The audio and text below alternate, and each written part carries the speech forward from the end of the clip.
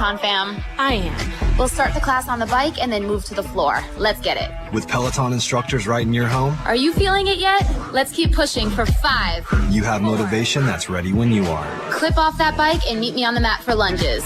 I got this.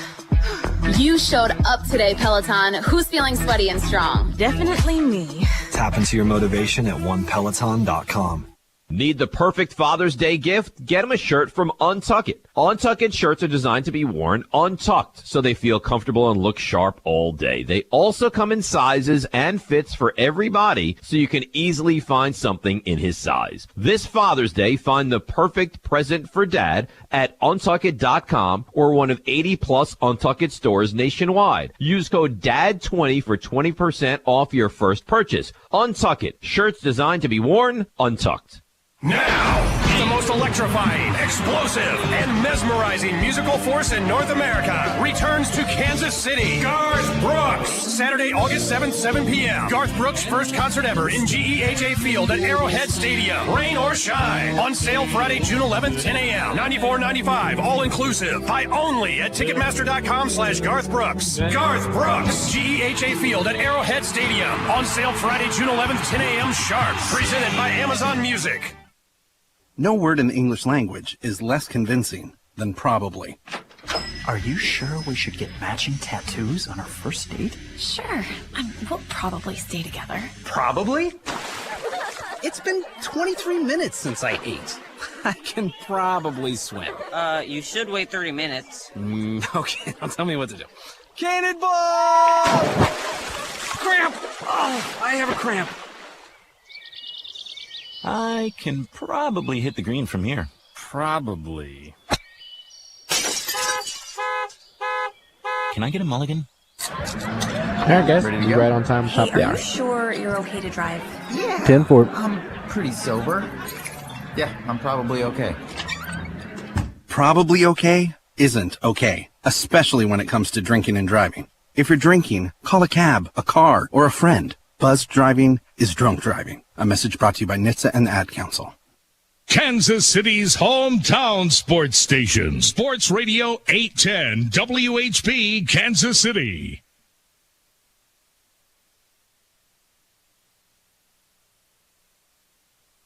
You're listening to the most powerful sports station in the country. Sports Radio 810 WHB Kansas City. The power of sports. America's largest all-sports radio station presents the #1 motorsports show for 2 decades, Track Talk, brought to you by Lucas Oil Products. Here are the Racing Boys, Scott Traylor and Kirk Elliott. Good morning, everyone. Welcome to Track Talk here on Sports Radio 810 WHB and RBN, the Racing Boys Broadcasting Network. I'm Scott Traylor. He's Kirk Elliott. We are the Racing Boys. Welcome to the show. We got a good one lined up for you today. We'll be talking quite a bit of sprint car racing today as we're going to get Jack Wagner on, who won the Jesse Hockett Tribute at Double X Speedway last week. Also, Lee Spencer, get our NASCAR fixed and a little dirt talk with her as well. And last night's winner with the NWRA at US 36 Raceway in Osborne, Missouri, Wyatt Burks joins us as well. We are trying to get a hold of Jay Russell, last night's United Rebel Sprint Car Series winner, to see if we can get him on. I've reached out through Facebook to him, attempting to get a hold of him. So, Jay, if you're listening to the show, if you could give us your phone number, we would love to be able to have you on the show. Jay Russell, good guy, long-time racer, running 305s last night. Typically, we see him run with the ASCS brand. Runs a 360 motor, but he's been doing a lot of 305 racing up there at US 36 as of late. Last night, picks up the victory. 18 United Rebel Sprint Car Series cars there last night. That was a nice car count for 305s. But even better was the NWRA cars. They had 26 cars last night, and it was all live on Racing Boys. If you haven't heard, we've got new apps that you can watch all of our live content on. And Kirk, we've been doing it now for a week, and a lot of people buying the app. go to your favorite place to buy your app and make your purchase. And we got a special deal going on right now. If you buy the Racing Boys app right now for the first 30 days, that app will cost you a mere $150. Normally $250 for the year. But if you buy it now in the first 30 days, you're only going to spend $150. We're going to have a couple specials along the way throughout the season. Can't tell you when those are going to be. We'll have a promotional code, and you'll be able to get this deal later on in the season, but that won't be happening anytime soon. So, but you need to purchase it on the RacingBoys.tv platform. Right. To get that. You can access it. If you go to RacingBoys.com, right, which is still going, you can access it through our RacingBoys.com page. Yeah. It's all right there. So that click. And that promotional fee for annual membership is good forever. You're grandfathered in on your $150 deal. So if you buy that $150 program for the app, when it's time to re-up and your reoccurring payment comes in, you get it for another $150. Right. You're grandfathered in forever, right? Yeah. That's the case, right? That's true. But you got to purchase it on the RacingBoys.tv, not through your app. Mm-hmm. And we had one last night that bought it through Amazon Fire TV, and they were charged the full amount of the annual membership. But the promotion is good if you go to the RacingBoys.tv and purchase that. And you can still watch it on your app, but you got to purchase it through the website. Right. So that's how that works. Well, Kirk, you and I and Deidre. Yeah, I was playing in your world last night. Scotty Cook, well, we kept you a little bit away from the equipment. If you don't know the story about Kirk Elliott, it seems like every time Kirk goes up to do a broadcast with us, it's a disaster if I show up. Because he thinks he knows more about doing these broadcasts than we do, than we've only been doing out on the road for 13 years. He wants. No, I stayed out of the way. Did I do a good job of staying out of the way? Last night was the first time you did a good job staying out of the way. Yeah. I think Deidre, when you went in there, I learned a couple times when Deidre went in there, she said to get away, didn't she? She got this? Did Deidre, she kind of keep you? No, I was talking to her throughout the night on other things. Not but did she did she let you touch the dials? Well, I didn't even try to attempt to touch the dials. Right. Because she would have slapped your hand out of the way, and she could slap you around. Deidre and I were fine last night. We were just kind of communicating about things, other stuff, the racing, whatever. I didn't try to tell her what to do. Let me tell you something.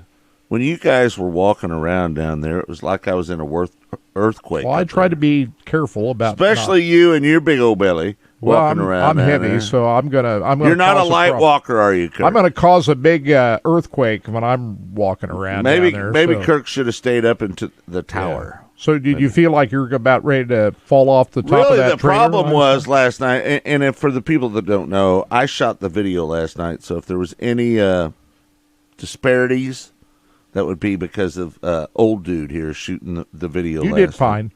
But I'll tell you this, though. The biggest problem last night shooting the races was the bugs. Now, if you ever saw the camera go do something kind of weird, that's because I was swatting a big ass. Those things were like giant ants with wings on them. Did you see those things, Deidre? They were the biggest darn things. They were giant ants, like big red ants with wings on them. Oh, my gosh. And they were flying and landing all over my gear, all over me. Well, that was really the first time it really felt like summer. You know, it's been kind of cold. And I still had to put a hoodie on. You were still cold up there? Kirk would have been cold up there. Well, I don't know. His blood pressure might have got him. Down below, it was hot. Well, I know down below, but Kirk up on top, it was a little cool, the wind blowing up there. So last night, though, Kirk, good car count for the the Midwest Non-Wing Racing Association. And those guys are really pulling it together, man. They had 26 cars there last night. Action was good. Track was excellent. Yeah, good job on the track prep. Excellent track last night. So they had a little sunny weather to kind of precede last night's event to kind of get things dried out. Before that, every track operator was having trouble getting tracks prepared. I told Scotty Cook I said, this baby's going to slick off tonight. This track never slicks off. It's always fast and hammer down. I said, well, I can tell you right now, I've been up here enough to know that track's going to slick off before it's all said and done. Right. And it did, didn't it? It used to be that way, where it was hammered down. Let's be fair. When we talk about that track being hammered down, it was usually hammered down when Mike Franks was running the racetrack, right? Yeah. Mike liked it fast. He wanted to see low numbers, fast lap times. That's what he was all about. Right. John Bowler's not like that. John Bowler just wants good racing out on the track. Whatever man wins. Give him a couple grooves. Give him a top. Give him a bottom. You know my saying. Give me a top. Give me a bottom, and slick it off in the middle, man. That's all I want for a racetrack, right? And if you're going to give me one groove, I've said it 1,000 times, give me the top. So that way, at least you get a slider. Yeah. At the very worst. Well, I thought you did a good job of prepping that track last night. And, with the rainy weather that we've had through the month of May, it's been a real challenge for these track operators to get these tracks in good shape. They just hadn't had much dry weather to work on them. This is really the first week where anybody has had a chance to, let the track dry out and then go to work on it. And, the track was in great shape last night, and it resulted in some terrific racing with Wyatt Burks coming up with the big victory last night.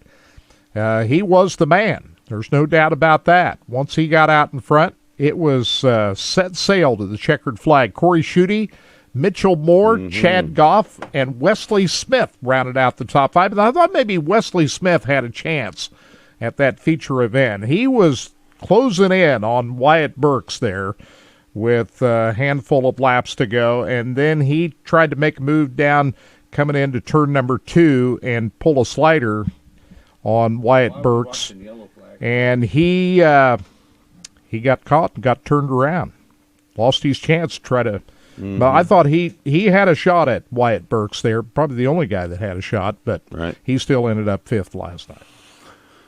Well, Jay Russell wasn't like he wasn't getting any in the United Rebel Sprint Car Series class. It wasn't like he wasn't getting some pressure last night. He was getting consistent pressure all night long, and he did not fold, which I thought was good to see Jay Russell. As much as I hate to see him drive a 305 because I'm a 360 guy. Yeah, well, you see him drive 360. Right. Well, Kirk, tonight we've got some broadcasts going on, don't we? The Sooner region, which they were in action last night at Humboldt Speedway, the ASCS Sooner region, and Brandon Anderson picked up the victory there last night. We're going to carry the next 2 ASCS Sooner region races tonight at Lawton Speedway and tomorrow night at Creek County Speedway.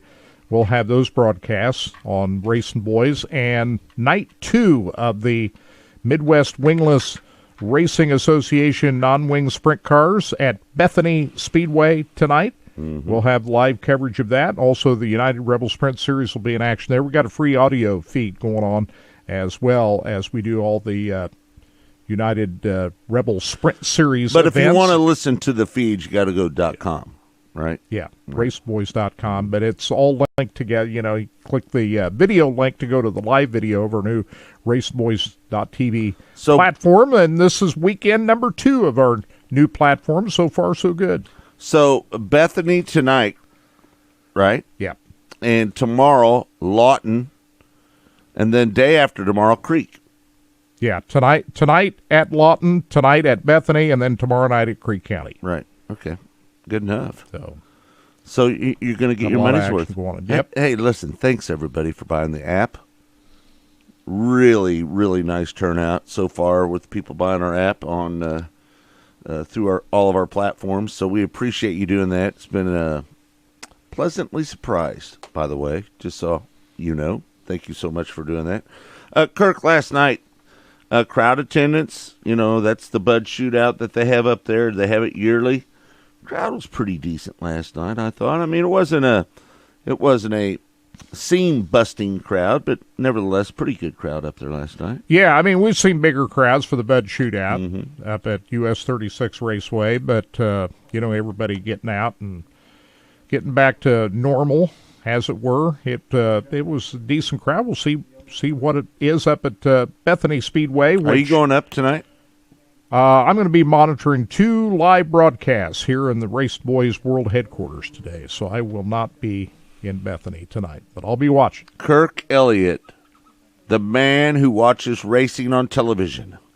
The man who watches TV. I'd rather be there live. That was my television. 3rd live race I've been to this year. Kirk, on the percentage of races you watch live on television versus the ones you go to an event. Right now, more than I care to admit. Give me the percentage. Tell me. 80%. Yeah, more than that. 90. Probably. And I don't like admitting that because I'd rather be at the racetrack. But we got too much live video going on here. We got to watch it all and make sure it's all going good. Well, you can do that at the races, you know. Well, as long as you got good internet, you know. If you got good internet speed where you can properly monitor everything that's going on. Yeah, it worked out pretty good last night, though. Well, it did, and it was nice to be able to drive home. Only thing that I wish is that the one thing last night that was a little bit of a bummer is the length of the show. Well, I mean, it was a little late. You're not surprised about that. What time did we get done last night? About 12:30? I drove out there just a little after 1 o'clock. This one I drove out of the parking lot. But I'm not. Teardown was good, baby. We did a great job. World record time last night on our teardown. But I'm not surprised about it at all because the amount of classes, you had 2 sprint car classes going on last night. So, you know, the support classes went pretty quick. They had 3 support classes, and they all ran pretty smooth. So, I mean, it was a good show. Not complaining. Not complaining. Not one bit. Listen. Like I've said all along, John Bowler does a great job up there with that racetrack. He's turned that place around. There's nothing against Mike Franks, who I love to death. Me and Mike are buds. But the fact is, the way they prepped the track, the way they got the dip fixed down there in turn 1, all of it is better than it. I'm sorry, Mike, but it's better than when Mike ran it. Well, when you run if you prepare the racetrack where it's now, more hard and slick. Hold on. Mike still helps prep the track. But here's the problem with just pouring the water to a high bank racetrack. It's going to dig out if it's soft, you know. So if you keep it hard and slick. What do you mean dig out? Well, the way the banking is, US 36 Speedway, it's a high bank racetrack. So if it's a soft racetrack and you throw a lot of water to it, it's going to dig out in the corners, and you keep it a lot more smooth. You keep it smooth and slick, then it's not going to get rough down in the corners. So what you're saying is, if it's soft, you're going to create ruts. Yes, and sometimes you can't help it. You know, a lot of racetracks have had trouble with the rain. I have not seen hardly any of that up there at US 36. No, not since you slick it off and you keep it hard and slick. It's not going to rut out. You know, it's kind of like, we're going to talk about it in the next segment. Maybe this is the segue into it, so be ready, Blake. You know, last week we were down at Lake Ozark Speedway. Oh, boy. Boy. Cowboy up. It was more than cowboy up.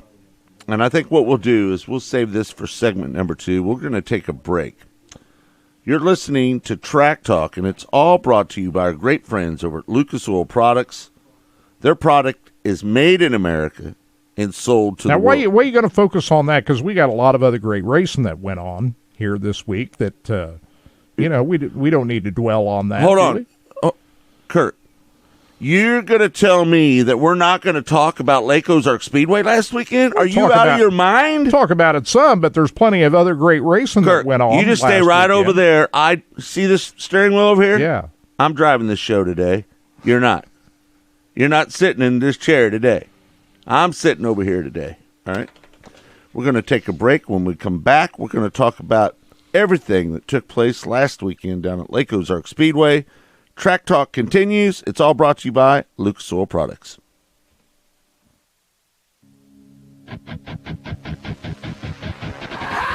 America's largest all-sports radio station presents the #1 motorsports show for Track Talk. Track Talk. Have you ever turned down a project because you didn't have the right trucks at the right time? With City Rent & Truck as your fleet solution, that will never happen again. They give you the freedom to grow your business without fleet limitations, leaving no project behind.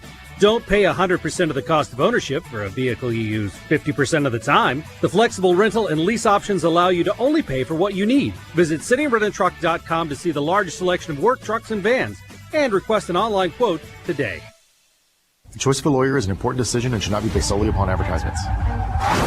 I'm attorney Mike DePasquale. After a car wreck, the last thing you want to do is trust the insurance company. These insurance companies try to rip off good people every single day. My law firm won't let you get ripped off.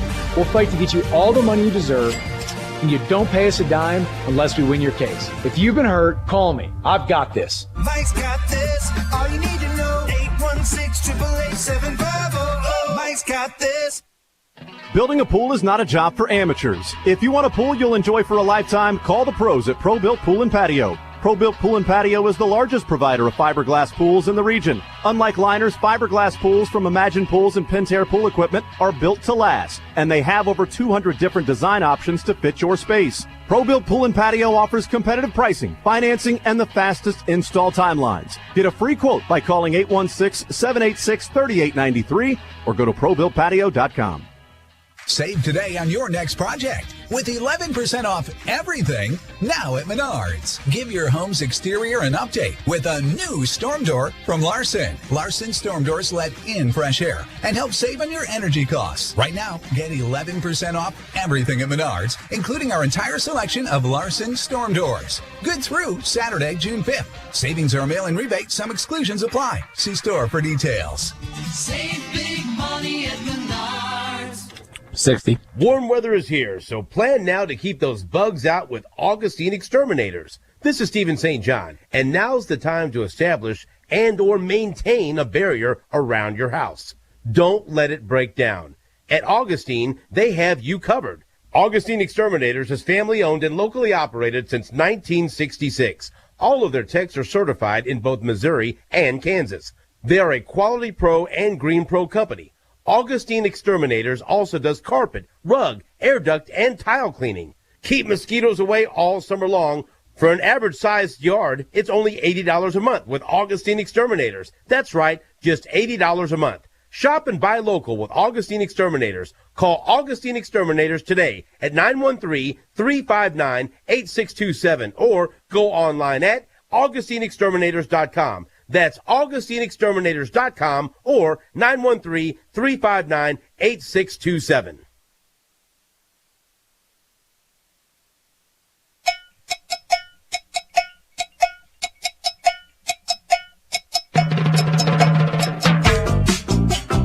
Welcome back. It's Track Talk here on Sports Radio 810 WHB, NRBN, the Racing Boys Broadcasting Network.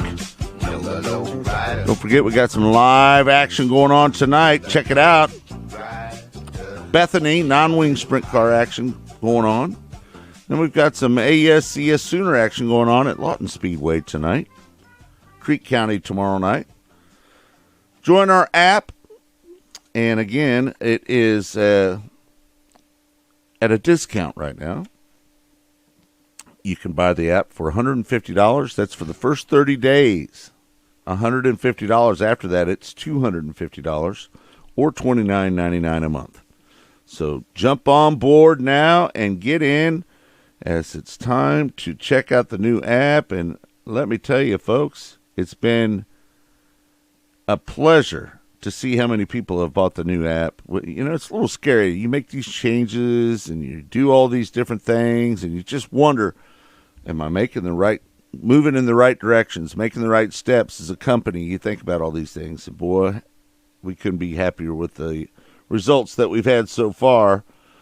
Well, let's go back to last weekend, folks. As most of you know, we did the live broadcast down at Lake Ozark Speedway, and it was featuring the Lucas Oil ASCS National Sprint Car Tour, as well as the POWRi Midget League was racing there as well.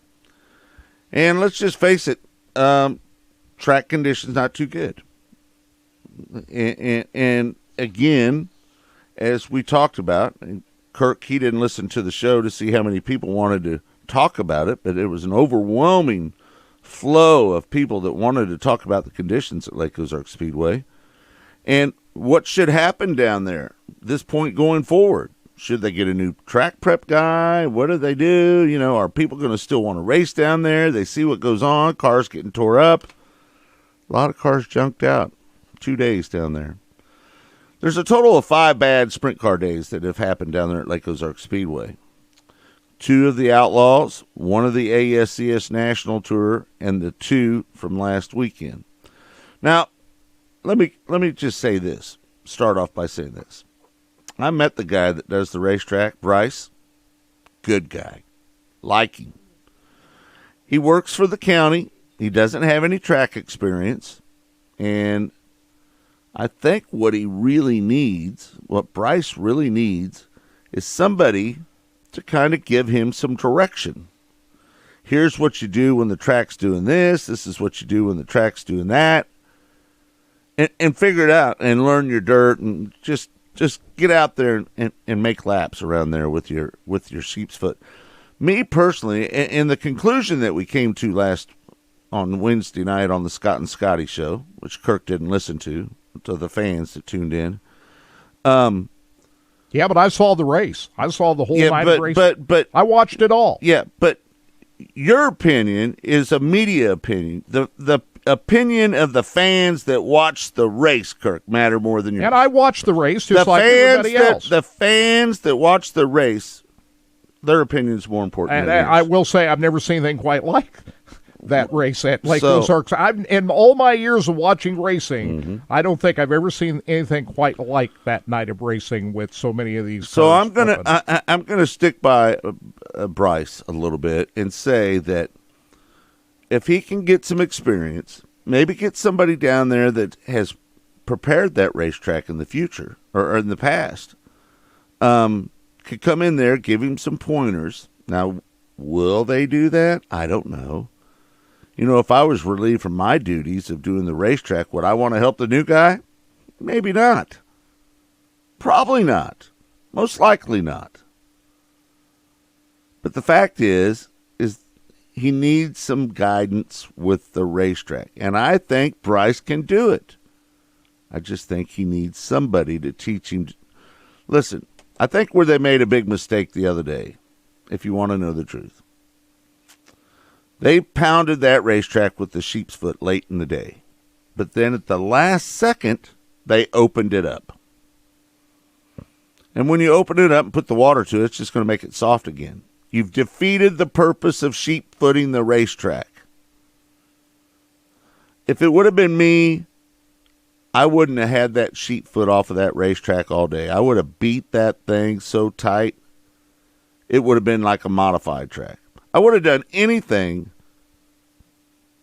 but open it up. I would have just kept beating it with the sheep's foot. And I think it is most of us, I think Steve Hahn was on with us the other night when we were on the Scott and Scotty show, Wednesday nights, 8 o'clock Central Time, on Twitter. I think that I think opening up probably hurt it more than anything. I would have just kept beating it with the sheep's foot. And I think that's what the consensus was on the Scott and Scotty show on Wednesday night. Again, Wednesday nights at 8 o'clock on Twitter, the Scott and Scotty show. So, unfortunately, a lot of equipment got tore up. Oh, boy. I know Blake Hahn, he jumped out of frame. I will not be surprised. He flipped while leading the race. I don't know if you know this, Scotty, Kirk, but 4 of our leaders in the National Tour points, let me just tell you real quick here. Matt Covington flipped. Blake Hahn flipped. Scott Boguski flipped. Scott Boguski, Matt Covington, Blake Hahn, Seth Bergman. All of them flipped. Seth Bergman, there you go. All of them flipped. Ryan Timms and J.J. Hickle were the 2 guys that really came out of there in great shape. You know, it was kind of funny. I think it was Ryan Timms saying he just kept an eye on Blake. He thought Blake was driving too hard during that race. And I was surprised that Blake got upside down because once he got in the lead, I figured he just kind of stayed down at the bottom of the racetrack and But he got moved up, and lap traffic kind of caused him to move up into the middle down in turn number 1. And, boy, when he hit that rough patch, he just went to flying. The Racing Boys ASCS Warrior region has a new point leader, Kirk. Austin O'Neill. Yeah. He's got a 42-point lead. He got upside down, too. over Ryan Timms, which Ryan's not going to run full-time with the Warrior region. Right. So his next competitor would be Gunnar Ramey, and I believe Gunnar's planning on running for the entire season. They're going to be a legit speedway tonight in West Plains. Right. 129 points out of the lead is Gunnar Ramey. Tyler Blank is 172 points out of the lead. And Brandon Anderson is 195 points out of the lead. So Austin has a nice little cush there, but boy, does he need some luck. Oh, boy, they've tore up some equipment. Oh, my. Man, oh, man, oh, man. Had that top 5 running going. They don't have a lot of parts and pieces either. Mm-mm. They had that top 5 running down there at Tri-City. Got upside down. This last week got upside down. Brand new wing. Destroyed it. Darn it. You hate that. You think Brian Brown would have wished he would have gone somewhere else last Sunday night?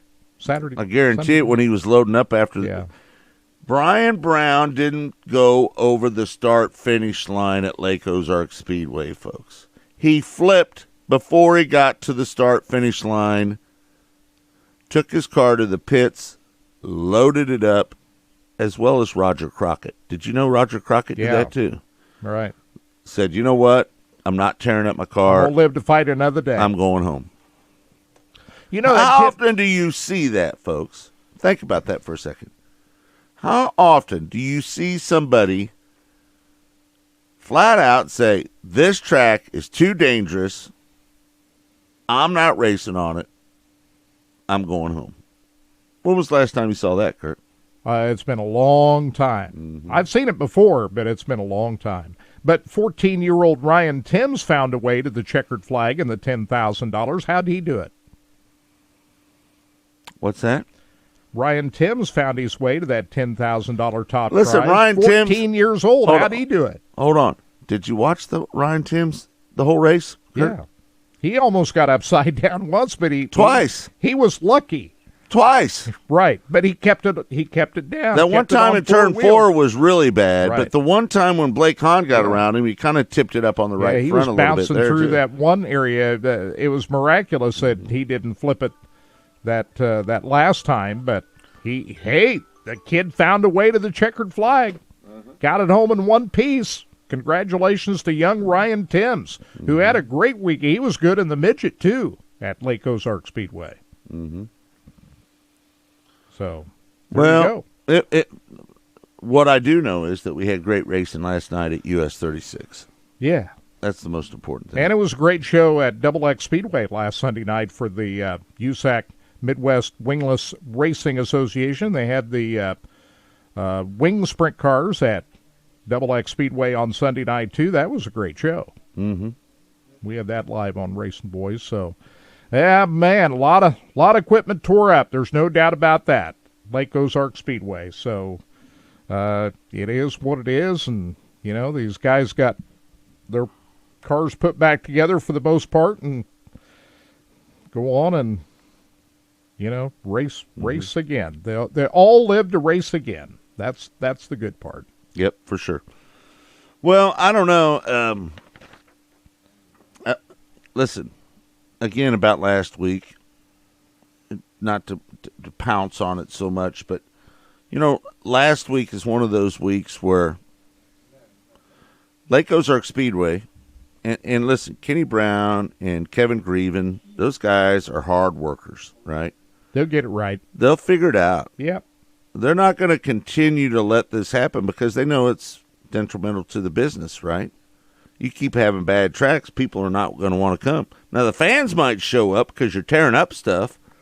Fans, they like to watch wrecks, right?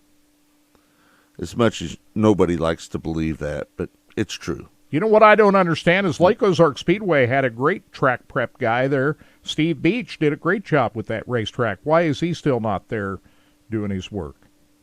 That's my big question. I can't answer any of that for you, Kurt.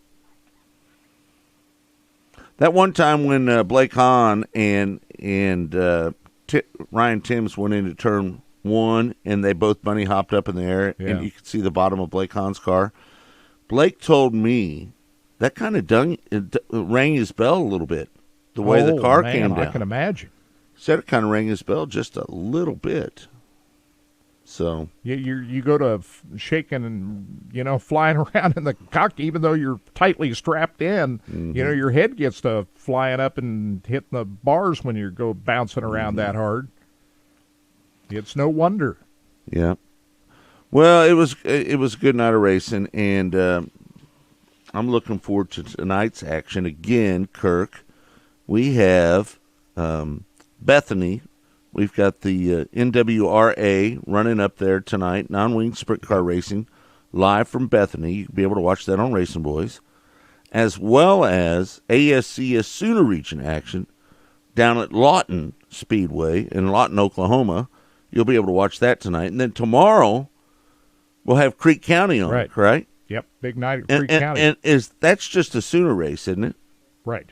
Sooner, okay. ASCS Sooner Region, so we got those live broadcasts.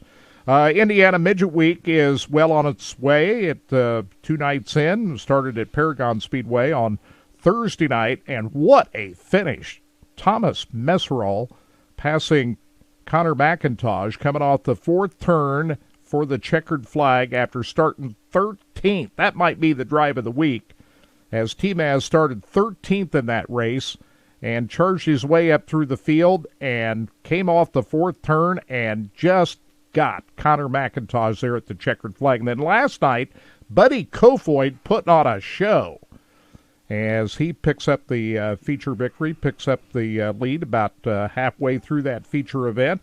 And a lot of these racetracks, Scott, has got heavy cushions because a lot of these places got a lot of rain. Big giant curbs. Another place that had a big curb was on Monday night at Lawrenceburg Speedway, where the World of Outlaws participated. And Kyle Larson, you think he did a big deal at the World 600 on Sunday night? Well, the following night, he jumps in the 57 sprint car and puts on a show and follows up his big NASCAR win on Sunday night by winning the World of Outlaws at Lawrenceburg Speedway on Monday night, which I thought the two big, most impressive drives of the week have to be Larson in the World of Outlaws car on Monday night at Lawrenceburg and Buddy Kofoid last night at Bloomington Speedway. Those two performances really stick out.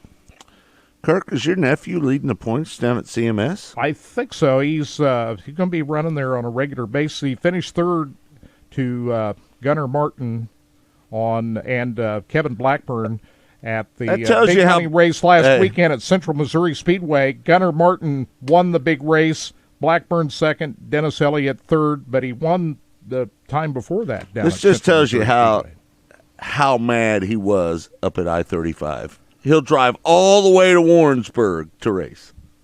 More money, too. More money. They pay good at Central Missouri Speedway. They pay the best. In case you didn't know. Nobody pays better. No. So, Lakeside's close. CMS is better. Yeah. Good stuff. But Lakeside, say Nick Benninger won last night at Lakeside. Hey, and we don't want to forget to remind everybody, if you want to buy your Knoxville Raceway truck tickets, the Camping World Truck Series is going to race at Knoxville on July 9th. You can get those tickets by going to RacingBoys.com's homepage and clicking on the banner. That will get you tickets and access to that event. Again, July 9th. I'm in Montana that weekend. I might be home that weekend. That's the day of my cousin's funeral. Okay. My cousin Mark passed away last week. He was a dear friend of mine. Cousin, grew up with me, and he was kind of like a stepbrother to me. And he passed away last week at the age of 67 while we were in Tri-City Speedway. So it was sad news for my family this week. So my sympathies to you and your family there. Thoughts and prayers go out to all of his brothers and sisters. Mark is going to be missed. I can tell you that. We're going to take a break. We'll be back with more Track Talk right here on Sports Radio 810 WHB when we continue. Road course racing at its best Green flag is in the air. It's Kyle Larson. is back in Sonoma. Chase Elliott hugs the inside. Now over the top of the hill. Truex right on his bumper. It's the Toyota Save Mart 350. Trouble in turn 11. Going around off the bumper of Michael McDowell is Paul Menard. Daniel Suarez now tries to look to the inside of Brad Keselowski. Puts his left side tires in the dirt. The Toyota Save Mart 350. Sunday, June 6th at 3 p.m. Sunday, NASCAR is on ESPN Kansas City. Dear Mainland, aloha. My brother and I hear about this wave that you do when you go to sporting events. All the standing and sitting seems kind of repetitive, yeah? We believe we have a better option. You do the big wave. Stand up, go to the fridge, and pour yourself an icy cold big wave from Kona Brewing. It's less of a cheer and more of a cheers. Good one, brother. One life, right? Mahalo for drinking responsibly. Copyright 2021 Kona Brewing Company.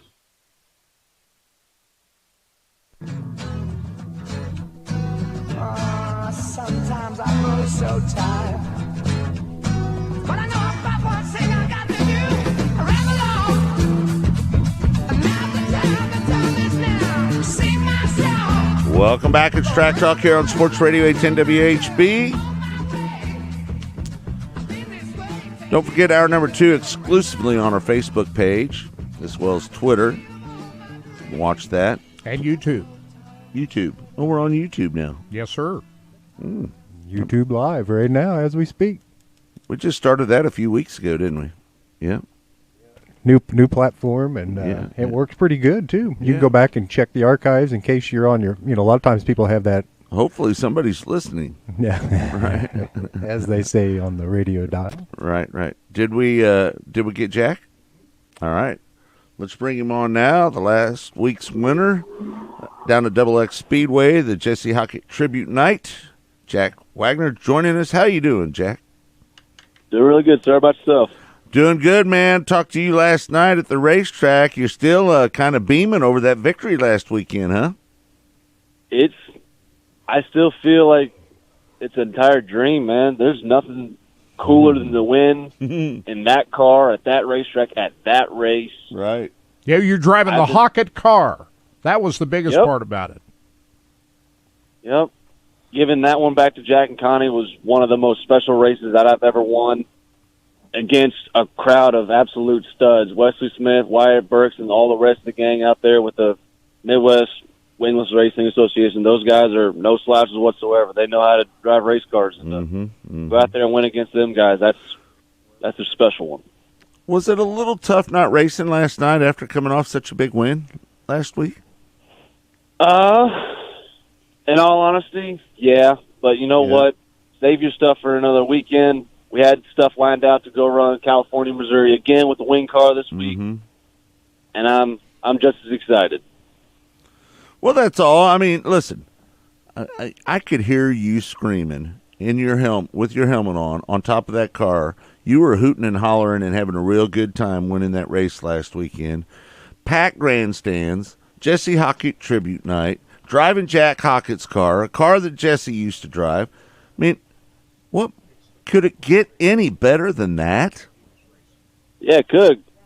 If I wouldn't went out there and made a mistake in the wing car, I would have doubled it up. Oh, there you go. Well, let's talk about that pass for the lead and how you did that, getting up off of turn 4, man. You had to really get that left down there, down in that dark stuff at the bottom, and really almost get your car completely straight on the straightaway before you gassed up for that pass, didn't you? Oh, absolutely. That racetrack is known to be slick coming out of the corner. And we went there a week prior in the wing car, just first time in a wing for California that year. I've been wanting to go there for a while. And that's how the same racetrack was the week prior. I mean, you had to wait an extra 2 seconds and make sure your left side, not just the left rear, but the entire left side is right there in the good moisture. You hit the gas, bring the whole car, wheelies up, and run down the front straightaway, do it again coming around the next corner. So taking that knowledge from the wing car and putting it into the non-wing car, it was driving the same race. It was fun. It was a blast up until we had a couple red flags there, and I had a couple guys say, hey, you got Wesley and Wyatt back there, and they're kind of pounding the top coming your way. Well, all right. Sounds like we're going high side. How difficult is it to drive that racetrack? I mean, you got that wall down on the inside. You got to really work it all the way through the corner. You're going down the straightaways, walls on each side. You were talking about that a little bit last night. That's kind of weird, isn't it?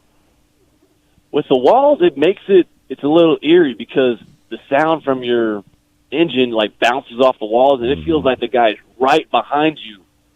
And in all reality, in my wing race and in my non-wing race, I felt like the guy was right there, and I come back in, they're like, no, both your heat races, you checked out about half a straightaway. You were leaving them. I was like, really? It just doesn't seem real. But sure enough, my mother's really good at filming both me and my brother, and I went back and watched it, see if I can fix any mistakes, and sure enough, you can see a gap there. I mean, it's not big, but it's big enough to where I had a little bit of room to play if I wanted to. Thank God I didn't. So maybe you were pushing it maybe a little harder than you would like at that time? At the time, if I would have pushed it any harder, I think I would have been out there in the slick of being impatient and would have hit my marks right. If I would have been a little bit softer, the guys probably would have got around me. I think I was in the right sweet spot to do the job I needed to do. Hey, Jack, those heat races might have been, that was worth the price of admission right there, even if you didn't see anything else the rest of the night. You won that second heat. How important was that to really come out of there and get a good starting spot in the A-Main?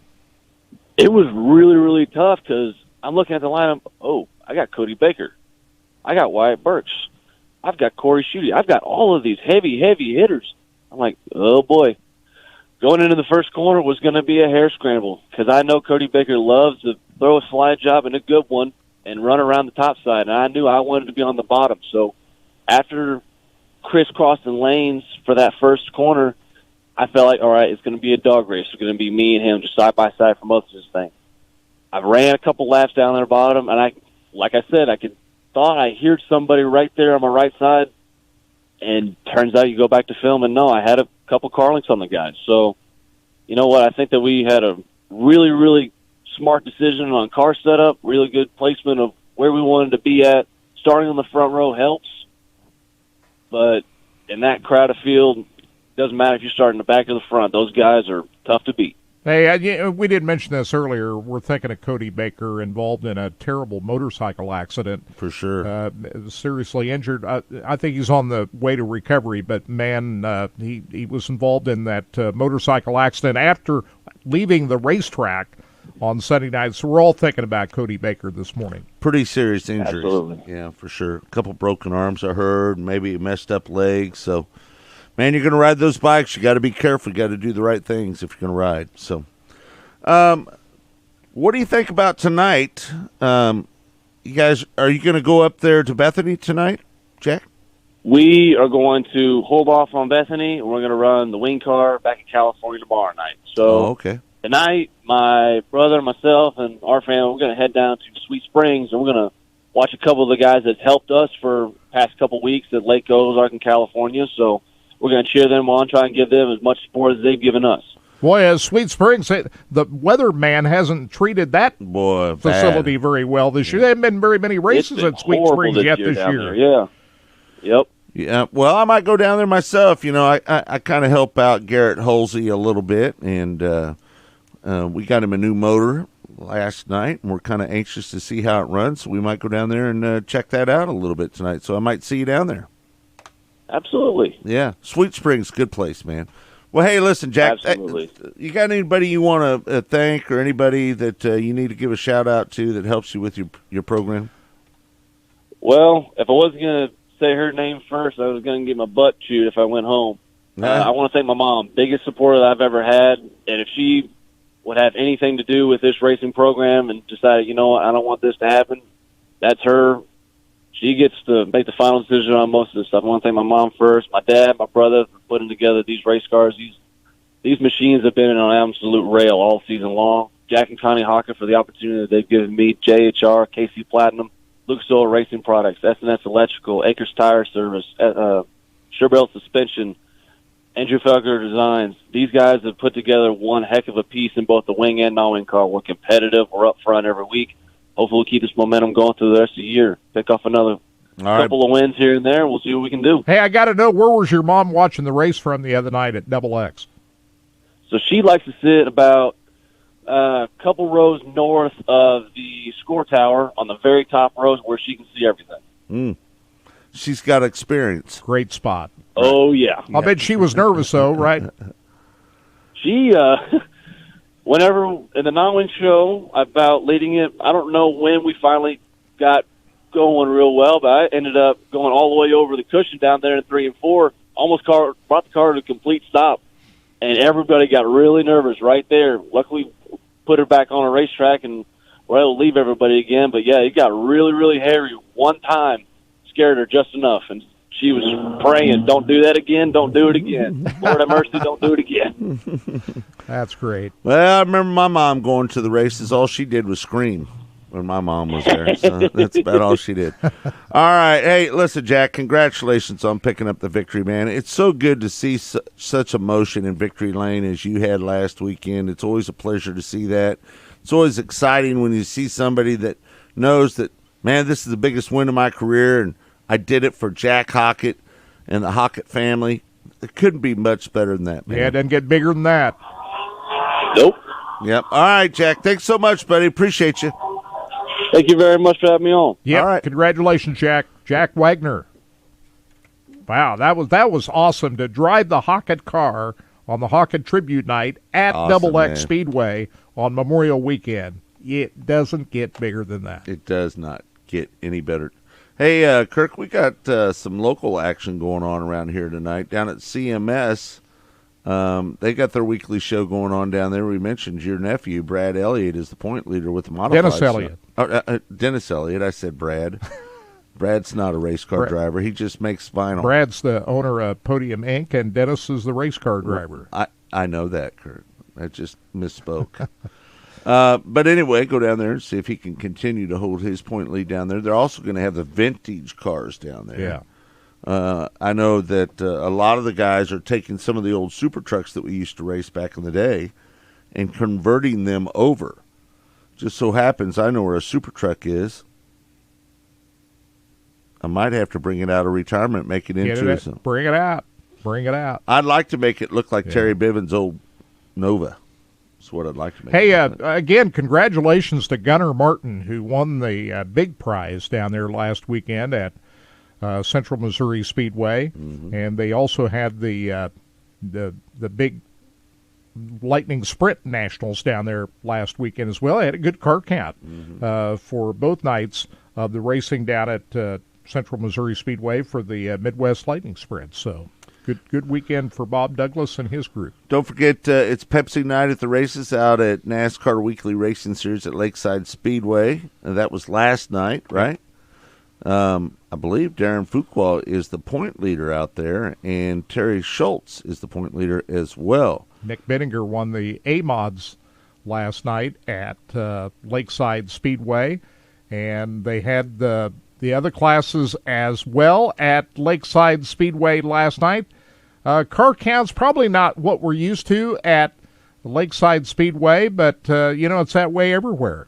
You know, a lot of places are having some difficulty with getting the car counts built up. But also Andy Bryant picks up the B-Mod win at Lakeside Speedway too. Lucas Oil Speedway seeks donations for annual Kids Bike Giveaway. That's part of Thursday Night Thunder on July 1st. So if you'd like to be a part of the bicycle giveaway, you might reach out to Danny Lorton down at Lucas Oil Speedway and ask him how you can get involved in that. By the way, Lucas Oil Speedway is off this weekend because of the big weekend. By the way, congratulations by the way, Hudson O'Neal wins the Show Me 100 at Lucas Oil Speedway last Saturday night, and that might have been the greatest pre-race that I've seen at a dirt track. Lee Greenwood showed up and sang God Bless the USA before that race. How about that? That's normally a record or a CD. No, he performed it live, and the intros were great. So great show at Lucas Oil Speedway last week, and congratulations to Hudson O'Neal. I saw our old friend Lloyd Collins hanging out with Mr. Greenwood. You did? Yeah. Go to Lloyd's Facebook page. You can see some photos. He was hanging out with Mr. Greenwood. Mr. Greenwood's on his way to Africa for a safari photography thing and happened to notice Lloyd's big camera. So he had camera lens envy and went over and started talking to Lloyd, and they started talking about cameras. So lenses and cameras. How about that? How about that at a racetrack? You never know you'll talk about with somebody like Lee Greenwood. Hey, Buddy Kofoid picked up his first IMW prize at Bloomington Speedway. Yeah, we talked about that a little bit earlier. I thought he put on a great show last night. I mean, the move that he made on Chris Windham for the lead in that race at Bloomington last night was classic. I tell you what, Buddy Kofoid, he is the real deal. He is, man. He is the real deal. Yeah, for sure. That's the kind of guy you want to go see race. If you know he's racing at a racetrack. Worth the price of admission, no doubt. Just by himself. Wouldn't you think? Yeah. He showed him how to do it last night. Yeah. T-Maz was, he may have been even better than what Buddy Kofoid did the other night. What T-Maz did at Paragon on Thursday night was, that was class. He needs to be careful when he gets up on top of the race car and the celebration at the end, because he fell off backwards and he darn near killed himself falling off the race car after the race on Thursday night in celebration, but he's okay. He jumped right up, and all's well for T-Maz. All right. He almost killed himself falling off the car. Tyler Courtney wins at... he won again, last night at Wilmot. Yeah, isn't that his fifth victory? And second straight this weekend. He won on Thursday night as well, and then last night he goes to Wilmot, and his fifth win of the year. Mm-hmm. A little late model action. MLRA, Tony Jackson Jr. tops the Lucas Oil MLRA field at, what is the name of that racetrack? Mississippi Thunder Speedway last night up at Fountain City, Wisconsin. Our buddies over at Racing Dirt had the live video of that last night. Thursday night at Maquoketa Speedway, Tony Jackson Jr. won. So that's two straight for Tony Jackson Jr. in the MLRA this weekend. They're going to go at it tonight at Deer Creek Speedway up in Minnesota. So big 3-race weekend for the MLRA. See if Jackson can make it a clean sweep tonight up at Deer Creek. Kirk, isn't the National Sprint Car Hall of Fame induction banquet here? Yes, it is big today. This morning, the National Sprint Car Hall of Fame induction banquet is going on today at Knoxville. And, of course, tonight they'll have the sprint car races at Knoxville, so we're thinking about everybody up there at the National Sprint Car Hall of Fame and Museum with the big induction ceremony going on today up there. So big day in Knoxville. Yeah, a lot of great names going in as well. So can't wait. That's going to be a good one. God, I wish I was up there today for that. But I'm tired, and I don't think I can make it, Kirk. Do you think you can make it? No. Probably not. Probably not. We're working on a little sleep. Right, so. right. But they had the raffle. The Corvette, the big flash contest this last weekend. Beautiful blue Corvette. Yeah. Mid-engine bit. Yeah, for sure. So a lot of people took part in that, and we'll get into the Hall of Fame induction and the names and everybody that's going into the Hall of Fame in hour 2, and also the winner of the Corvette. So we'll get into a little bit of that as we're hour number pushing 2 up to the top of the hour. Right. Here. Hour number 2, we're going to have Lee Spencer on about 9:15, and Wyatt Burks. He picked up the NWRA win last night at US 36 Raceway in Osborne, Missouri. You could have watched it all live on RacingBoys.com. Again, we got live action tonight. If you want to be an all-access pass member, all you got to do is spend $150. That'll get you the entire year of everything that we do, all the replays, everything, inventory, everything that's on the apps. Just go to RacingBoys.com, click on the banner there. It'll direct you to the app and take it from there. Got good stuff going on tonight. Bethany, non-wing sprint car action, and we've got ASES action down at Lawton Speedway as well. I want to thank Blake back at Sports Radio 810 WHB for helping us with the show. Also want to thank Deidre Ingram and Todd Surprise for helping us here at Racing Boys HQ. Hour number 2 right around the corner. You can watch it on Facebook, Twitter, and YouTube. For Kirk Elliott, I'm Scott Traylor saying thanks for joining us. We'll see you right around the corner.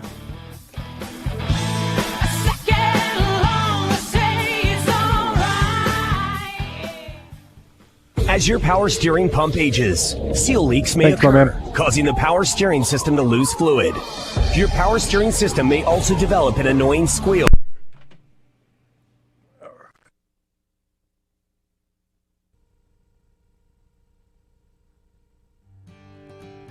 Taking care of your car is a responsibility. It ensures the long life of your car and its expensive components. That's why Lucas Oil takes automotive protection so seriously. Lucas heavy-duty oil stabilizer bonds with motor oil to shield engines from heat and wear. So take pride in caring for your car and pass that pride and knowledge to the next generation for years of smooth, reliable driving on the long road ahead. Trust Lucas Oil. It works.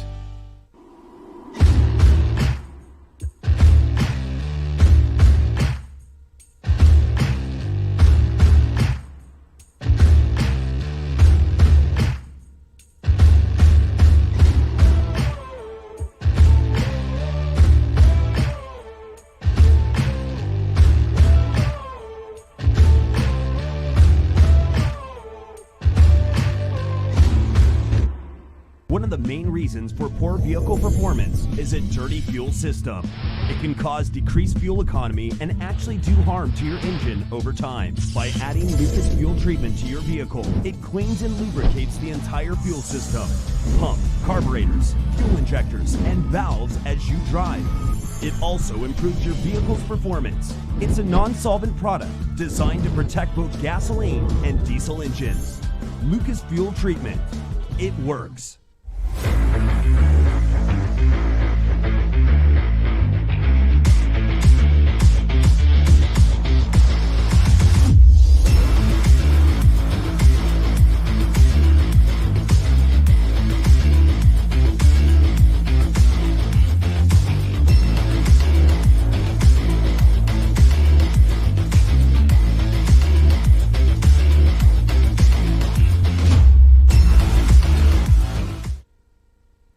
Rod End Supply is involved with a variety of motorsports as well as industrial applications with many different types of products. Since 1989, Rod End Supply has provided superior products priced competitively. Whether you're racing at the circle track or drag strip, rock climbing, or going off-road, Rod End Supply has an assortment of rod ends, radius rods, and specialty products to keep your equipment moving. Rod End Supply's experienced staff is ready and willing to help you with your needs. Their promise is to continue to provide a superior product with superior service so you can stay in front of the field no matter what it is. To learn more, go to rodendsupply.com.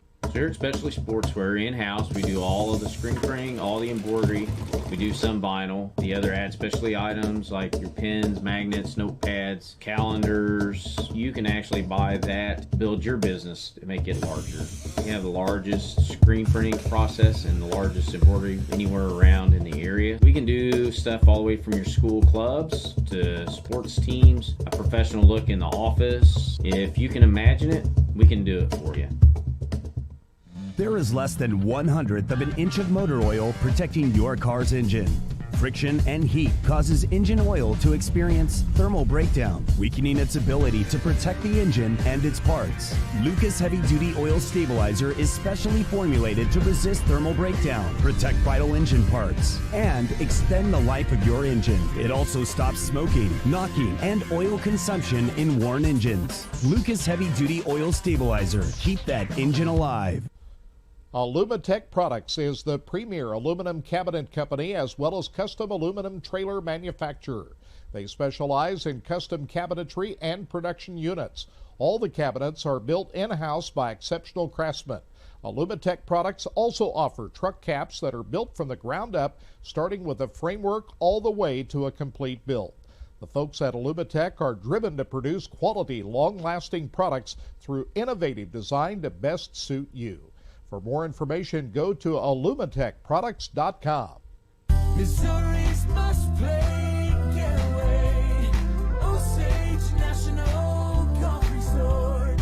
3 9-hole courses to choose from at the Lake of the Ozarks in the Osage River Valley. Stay and play packages in our first-class condos. A beautiful clubhouse complete with pro shop and exercise facilities. A large pool for relaxation and families. The Eagle View Sports Bar and Grill. Great wedding facilities. Go online and make your tee time today. Race fans, the National Sprint Car Hall of Fame and Museum is open 7 days a week year-round for you to come in and check out all of the wonderful race cars on display in the museum, and our online store at sprintcarstuff.com is open 24 hours a day for you to check out everything that we have in stock for sprint car fans. Whether it's for a birthday, anniversary, or Christmas, sprintcarstuff.com has it all. That's at the National Sprint Car Hall of Fame and Museum in Knoxville. We not only look to the future, we design it. Our excellence and professionalism in craftsmanship, quality, and safety is unmatched in the industry.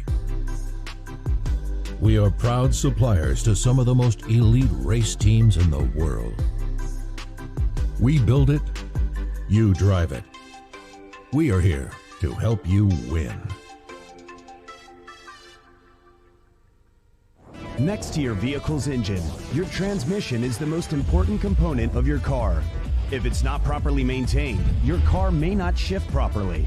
By adding Lucas Transmission Fix to your transmission, it cleans and lubricates sticking valves for proper shifting, renews worn bands to stop slipping, stops seal leaks, will not void new car warranties, contains no harmful solvents. Lucas Transmission Fix. It works. Hey, this is Larry the Cable Guy, and you're listening to Racing Boys, and if you ain't listening to them, you get out of the country because you're a communist. I love the Racing Boys. Like Mater says, they make me happier than a tornado in a trailer park. You know, the funny thing about that is the Larry voice and the Mater voice are exactly the same. Get her done! Welcome to Hour 2 of Track Talk on the Racing Boys Broadcasting Network. Brought to you by Lucas Oil Products. Made in America, sold to the world. Here again are the Racing Boys, Scott Traylor and Kirk Elliott. Welcome back to Track Talk here on RBN, the Racing Boys Broadcasting Network. I'm Scott, a tired Kirk, a tired Deidre. Are you tired, Todd? Nope.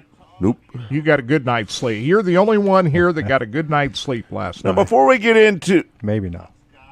I hear something in the background over there. That's just my I got to turn down my... All right. So, Todd, the other night...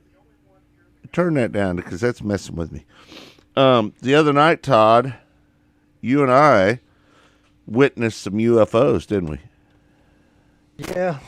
So I've been... No, seriously, we did, didn't we? What I saw was crazy. So what I've been told... I saw your post, and I called you and said I saw the same thing. Yeah, and like I said, I've seen these. I've sat in the same chair for 100 years. I don't do much else. But these lights were... You know how the stars align. Yeah, and so these lights were in the wrong spot for lights. Todd, would it be fair to call you you got a little hippie in you? I'm a little hippie. Yeah, right. All right. Yeah, I ain't gonna. I won't doubt that. Ain't no problem with that at all. No, these lights in the sky were just strange, and I'm not a person that says I see lights, so I'm not a light. You're not a quick one to go to the UFO thing. No, right. I'm not. I don't belong to any UFO. You didn't see an actual object. You just saw lights. This object, what I saw, I can't describe what it was. Now, somebody has since told me that this is probably a satellite, because what happens is it disappears after a while. But what I filmed last night... that was no satellite. See, Scott saw it move. Now, what I saw was the same globe-looking thing that Scott saw. By the time I came back, it was gone already. And Scott said, yeah, it's gone because it moved. So it... Hold on, Todd. That particular thing, whatever it was flashing, and moving, and it was at a great altitude. It wasn't like it was like low. It was way up there. You know what I saw yesterday, Todd? It made me think what it was.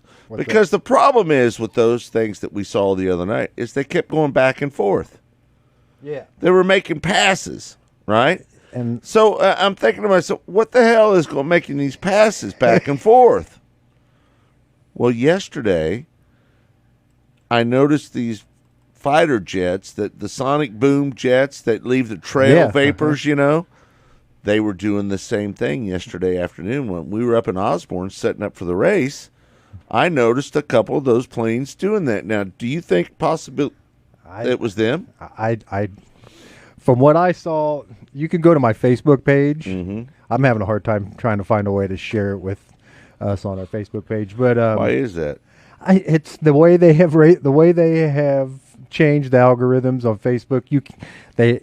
I'm about done with Facebook. They've really screwed up how you've got anyway. But if you go to my actual Facebook page and look there, I posted a new video last night with a better camera. Shot it with one of our old cameras that we used to use, and the thing is, it's glowing. It changes color. It's breathing. The way it, like you said, it's more like a beacon, and it's completely circle. This isn't like a star that you see or anything. And they're in the position in the sky was just, there's two of them. And last night I had two witnesses. I brought both my kids out, brought my kid out and his friend that were home from the baseball game, and they saw it. And like I said, it's pretty weird looking, man. I'm not one of those guys, but man, if you do go Scotty Cook is one of those guys. Yeah, but you know what? On the news here, in every channel, if you do a Google search on Kansas City and UFOs, every news channel in Kansas City has been doing local, not just the FBI and the government stuff that's been being released. You know, this month is the month that the government's releasing. It's supposed to come anytime now, Kirk, they're releasing some more information. They just didn't give us a date. June is when they said. So we're supposed to have a big reveal again this month. You know the world's messed up when the government comes out and says, we think there's UFOs, and nobody's even talking about it. Well, you know damn good well, we're not the only people that live on a planet. So maybe they got some cool race car technology. Well, you know there's no way that's the case. Now we're a speck of dust in the. Hey, you know who I miss? Do you believe in aliens, Kirk?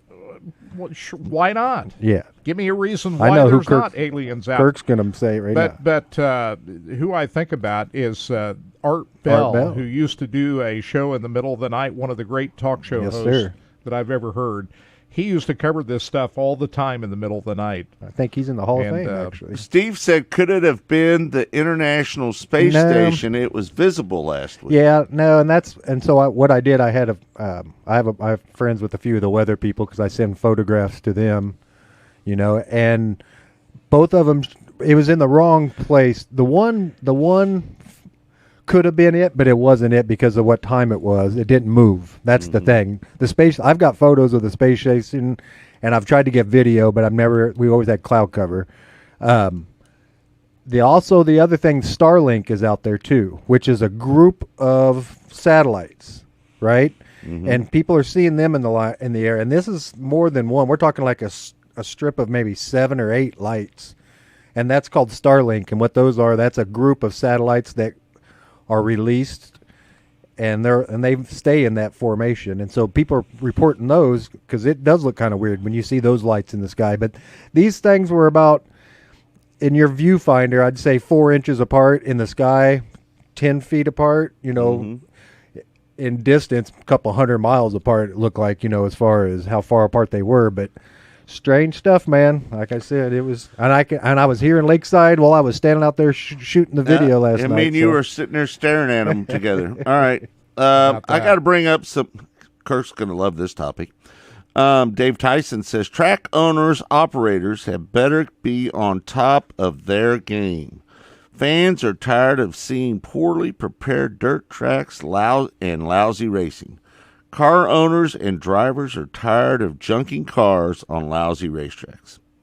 And I will say that it's been a real tough time for track operators over the last month with, rain just almost every day for the last, for about 3 weeks there. It's going to be a real challenge for these track operators to prep these racetracks. Yeah. So you got to say that as part of this discussion, that the Mother Nature has not cooperated with these track operators and getting these tracks prepped. Yeah. So Sam Helmuth says, first thing you got to do, first thing you've got to have dirt to work with, and nobody can pair a track with bad dirt. Well, that's true. I agree with that. And you got to have the right equipment to prep the racetrack, and it takes a lot of know-how. Even the most seasoned track prep guys are challenged by conditions that nobody can predict. Right. And it's I call track prep. It's an art, not necessarily a science. It takes a lot of feel, and it's not as easy as a lot of people make it out to be to prepare a racetrack. It's just really not. And there's just a lot of factors that go into causing problems. Some people are better at it than others, but it's been a real problem through the month of May getting these tracks prepped. Kirk, it's a doubly tough assignment if you've never done dirt work ever before. That's right. Right? Yes. If you've never done dirt work before ever, then it's a tough assignment. That's absolutely correct. So that's why I want to give Bryce a little bit of a chance. Yeah. Now listen, to be fair, I like Bryce. But how long do you give him a chance? That's the question. Before you start running off racers, fans, whatnot, because, cautions breed late nights, right? Well, it seems to me like he was placed in an impossible situation to start with. To come in and do something at a time when it's tough on everybody. I think, originally I know that Bryce was talking about going around to some racetracks and trying to pick the brains of others. And last night would have been a good night for him because they did an exceptional job with US 36 last night. And to their credit, they had some good days of sunny weather here to get ready for last night's show. And to be fair, you're right, because all you had to do is look at the Show Me 100 last week, right? Right. It was that was a tough racetrack. Everybody said that. I didn't see it, but everybody else said that track was rough. It was. Right? I mean, Double X Speedway wasn't perfect last Sunday night. No racetrack's been perfect. Was Double X rough? Well, they ran last Sunday night. It was not a perfect racetrack, not by any means. Mm-hmm. And you go to watch some of the races earlier in the week out in Indiana where they had the big heavy cushion and it's just been really tough to get these tracks right. When it rains every day, I mean, come on. At least here in the Kansas City area, we had rain almost every day. Mm-hmm. So there's just no way that you ever had a chance to get things dried out and do things the way you want to have it done. It's not going to be perfect. But to US 36 credit, last night, they at least had, a nice week to get ready for last night's show, which nobody has had over the last month. Well, Mother Nature sucks right now. Yeah. Just so you know. It's played a big role in what we're seeing out there. So it's easy to sit back and point fingers and, these guys should do a better job. Yeah, I think that they would agree. The guys prepping these racetracks would agree that they'd like to do a better job, but sometimes your hands are tied. It's really tough. So I'm not trying to defend anything that's gone on out there. I'm just saying that it's just not as easy as it appears out there to get these racetracks right. It's just not. Well, all I know is that teams with limited budgets, and let's be fair, Warrior Region type people, MWRA type people, micro racing, these kind of people have limited amount of funds. Not everybody. Now, there's some spoiled rich kids out there.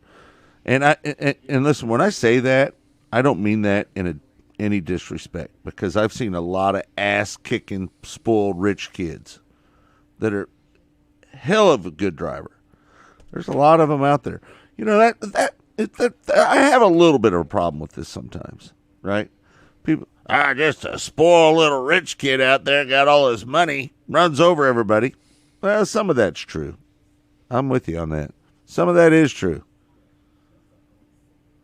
But I've also seen some spoiled rich kids that have got real talent. Sure. Real talent, man. So it's hard to kick down on all spoiled. I had a spoiled rich kid tell me one time. I'll leave his name out of it.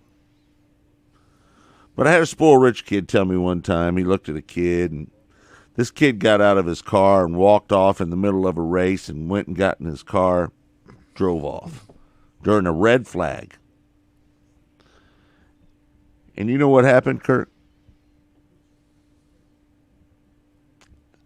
This one rich kid told me, he goes, that kid right there gives us spoiled rich kids a bad name. That's what he said. Swear to God. Well, I know one spoiled, we're looking at, and the Gibbs family, they're not spoiled kids, but Ty Gibbs has some real race talent. Oh, God, did you have to segue like that, Kurt? Well, that was just as about as awkward a segue as there ever was. Lee, how you doing? It's early. Oh, you have no idea. We didn't. Sorry to wake you up. We didn't get to bed till almost 4:00 this morning. Rough night. I'm on my first cup of coffee, and I was just. Well, I didn't have a rough as night as you did, but it's. I'll just say it's early. I just crack open a second bottle of that right there. I shouldn't drink that. Was 7:15 out there where you're at? Yeah, it's and it's cold. I don't know. I mean, it's chilly out here. I'm kind of surprised there's going to be like a 40-degree temperature swing from morning to afternoon. Where you at, Lee? So Where you should at? be big. Where you at? We're in Fairfield, California. We have a dinner tonight with the West Coast Stock Car Hall of Fame. Oh, cool. And tomorrow we have Sonoma, and in between we'll watch the race, the Xfinity race, and not sure whether or not we could have gotten to the ARCA race and made it back in time for the dinner because I think the reception starts at 5 or 5:30. So talk about we didn't want to cut it that close because what's going on tonight? Xfinity race is at Mid Ohio. Want to get that out. Yeah, tell us what's going on with this Hall of Fame. Well, the West Coast Stock Car Hall of Fame is one of Ken Clapp's babies, and he's been out here for a long time. He and Bill France Sr. were close, and he and Billy Jr. were very dear friends. And in fact, when Brian France was a teenager, he came out here to live with Ken for a while. And so, the families are really, really tight, but Ken wanted to do something for all the West Coast racers who sometimes get ignored. And so they didn't have the dinner last year and because of the pandemic. And so this year they're going to have like a two-level inauguration class or, two classes in one. So it's going to be, I think they're inducting like 12 people. So it's going to be a big night for them. Who's the most notable person going into their Hall of Fame? I think it's Tommy Kendall. And I got to tell you, I mean, because they don't discriminate, and Ken was a real sweetheart because the last time we were at Chili Bowl for the 2020 Chili Bowl, he took us to the midget luncheon, which was really sweet of him, right.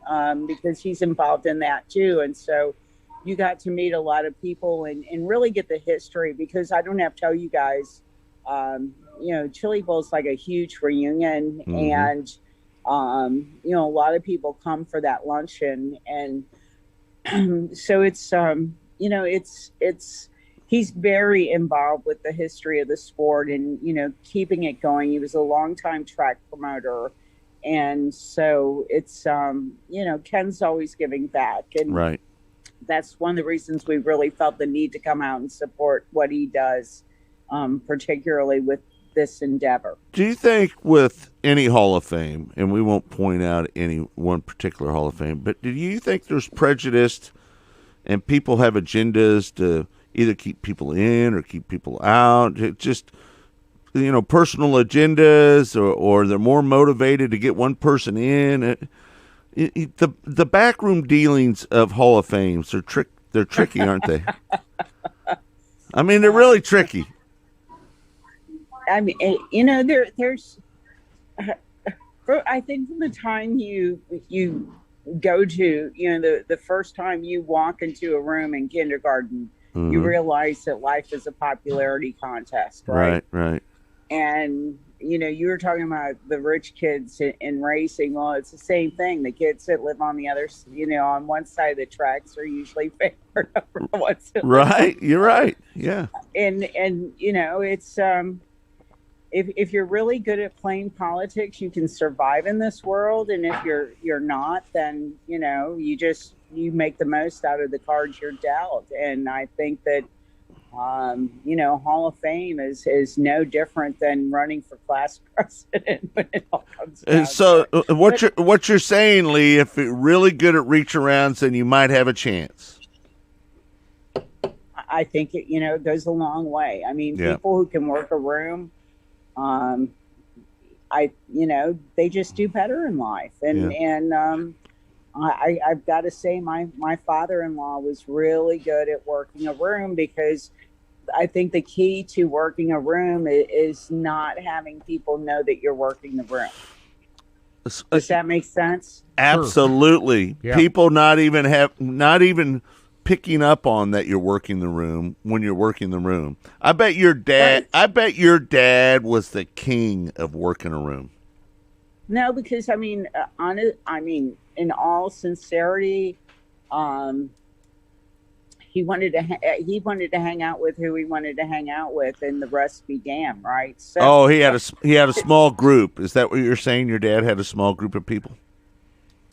I think back then, when St. Louis is a small big town, right? I mean, Kansas City's a small big town.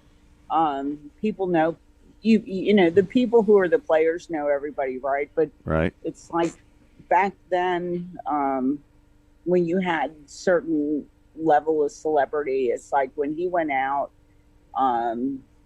people would know who he was because he's on TV, and you would get a little bit of that. But it's like I don't know. It was kind of strange. He liked to go out, but he didn't like to go out in crowds. He would do the crowd thing when he needed to do the crowd thing. I mean, because my parents were fairly philanthropic as far as, there were a lot of different causes they were involved with in St. Louis. He only did it when he had to.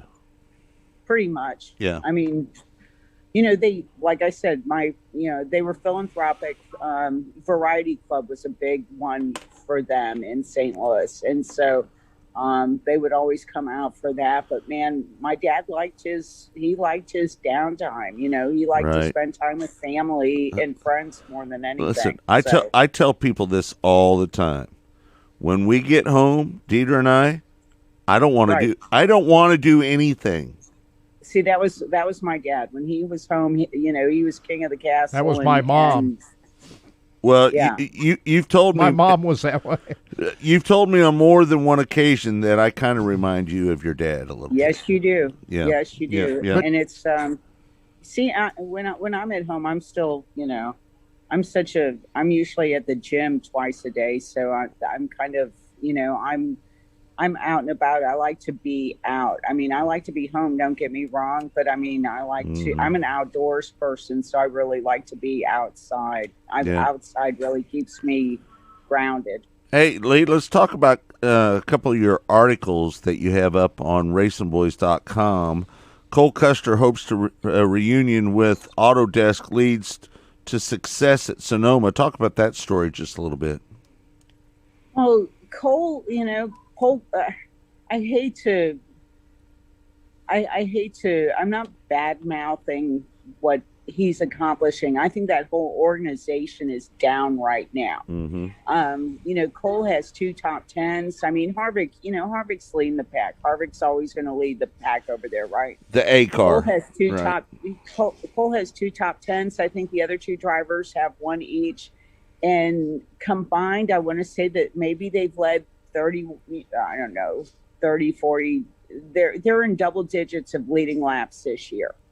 And when you look at it from that standpoint and how far we're into the season, that's pretty dramatic. That organization, it's just not performing. And other than what Harvick did last week in the, with the 550 package, we just really haven't seen a lot out of that group as a whole. And I think it would be fair to say that Kevin Harvick hasn't even been in a position where he's contending for wins. And so somebody like Cole, who came in last year and, this is his sophomore season, he won a race at Kentucky. It was more of a strategy call. I mean, he had a good car, right? But it was a strategy call. So as a rookie, he won a race. But this year, I think he's sitting 27th in points. And, crazy. We're more than halfway through determining the regular season and who's going into the top 16 to contend for the playoffs. And so at this point, you look at a powerhouse, and we've always considered Stewart-Haas Racing a powerhouse. Right. But we're at the point right now that probably Harvick's the only one that's going to get into the playoffs. And I think that's, a dramatic change over years past. Let me ask you, Lee, Harvick's the A car, obviously, at Stewart-Haas Racing, Always, right? Right. Who's the B, C, D cars? Well, I think, because Cole has won, excuse me, he has the confidence to know that he can win again, right? He just doesn't have the equipment to do it. Chase Briscoe's a rookie, and I think Briscoe is a tremendous talent. I think he's better in stock cars than he is in on dirt. I really do. But the thing of it is, these kids have come into an era of NASCAR when there's no qualifying, there's no practice, there's no testing other than for the new car. And so I think that,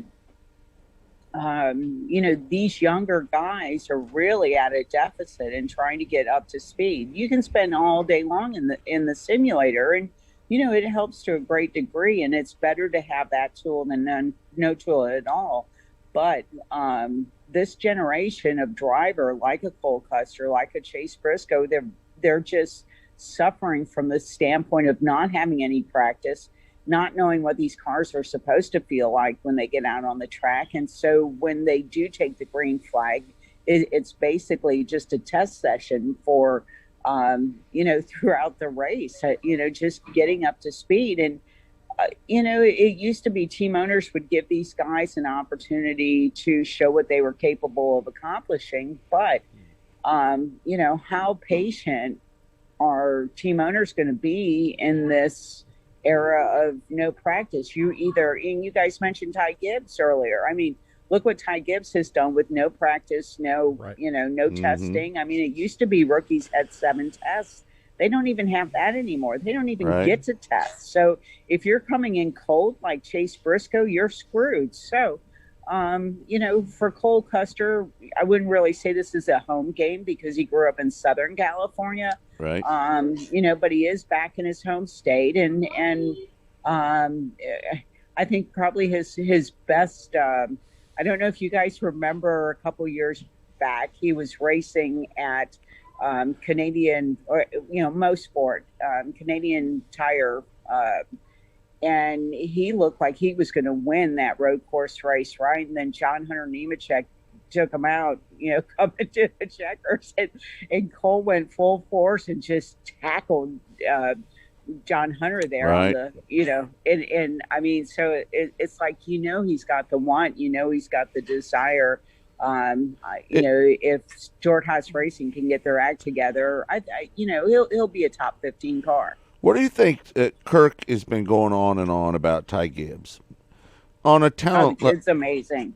On a talent level of 1 to 10, 10 being the best, where would you rate Ty Gibbs as a talented driver? 12. I mean, whoa! Seriously, honestly, for what he's been able, this goes back to the whole no practice, no testing. What he's been able to do, just plug and play the way he has. How many times have you seen, a team owner just put somebody into a car like that, and it's amazing. Hold on, Lee. Yeah, I mean, it's one thing to win in the ARCA series, but what he's done in the Xfinity series Hold on amazing. a second. How much? How much is it? How much is it? The technical support and the flat out dollars and cents that he has behind him compared to the other teams that he's racing against? Okay, this is, I mean, I can put it no more simple than this, Scott.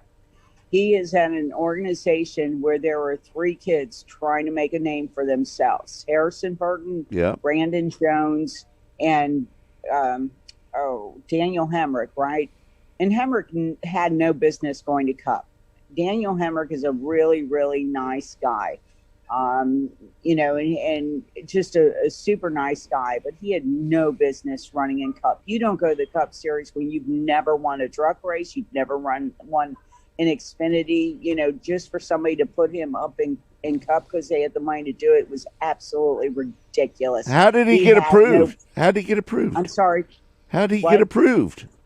How did he get approved? They can, you know, because he had the laps. He had put the laps together in Truck and Xfinity. But that being said, you have 3 drivers over at Gibbs who haven't done jack. They haven't won this year. But here comes Ty Gibbs, and you know, he gets in the car and he wins. He's delivering the goods right now. It's as simple as that. He's delivering the goods. You put him on that road course at Daytona in an Xfinity race, and his first ever start on a road course at Daytona, and delivers. And then what he did at Charlotte last week, it just backs that up. I mean, this kid is getting it done. He's getting it done. So is Christopher Bell won at the Cup level. His first time I'm not at ready Daytona. to put Gibbs in a Cup car yet, but I'm just saying, to start out with, this kid is getting it done. Who does he replace in the Cup car? I think if you were to guess. Some of the chatters that Denny will go and do his own thing, but I mean, I think it's just too much of it. I think he's too distracted now to be put in that position. Yeah.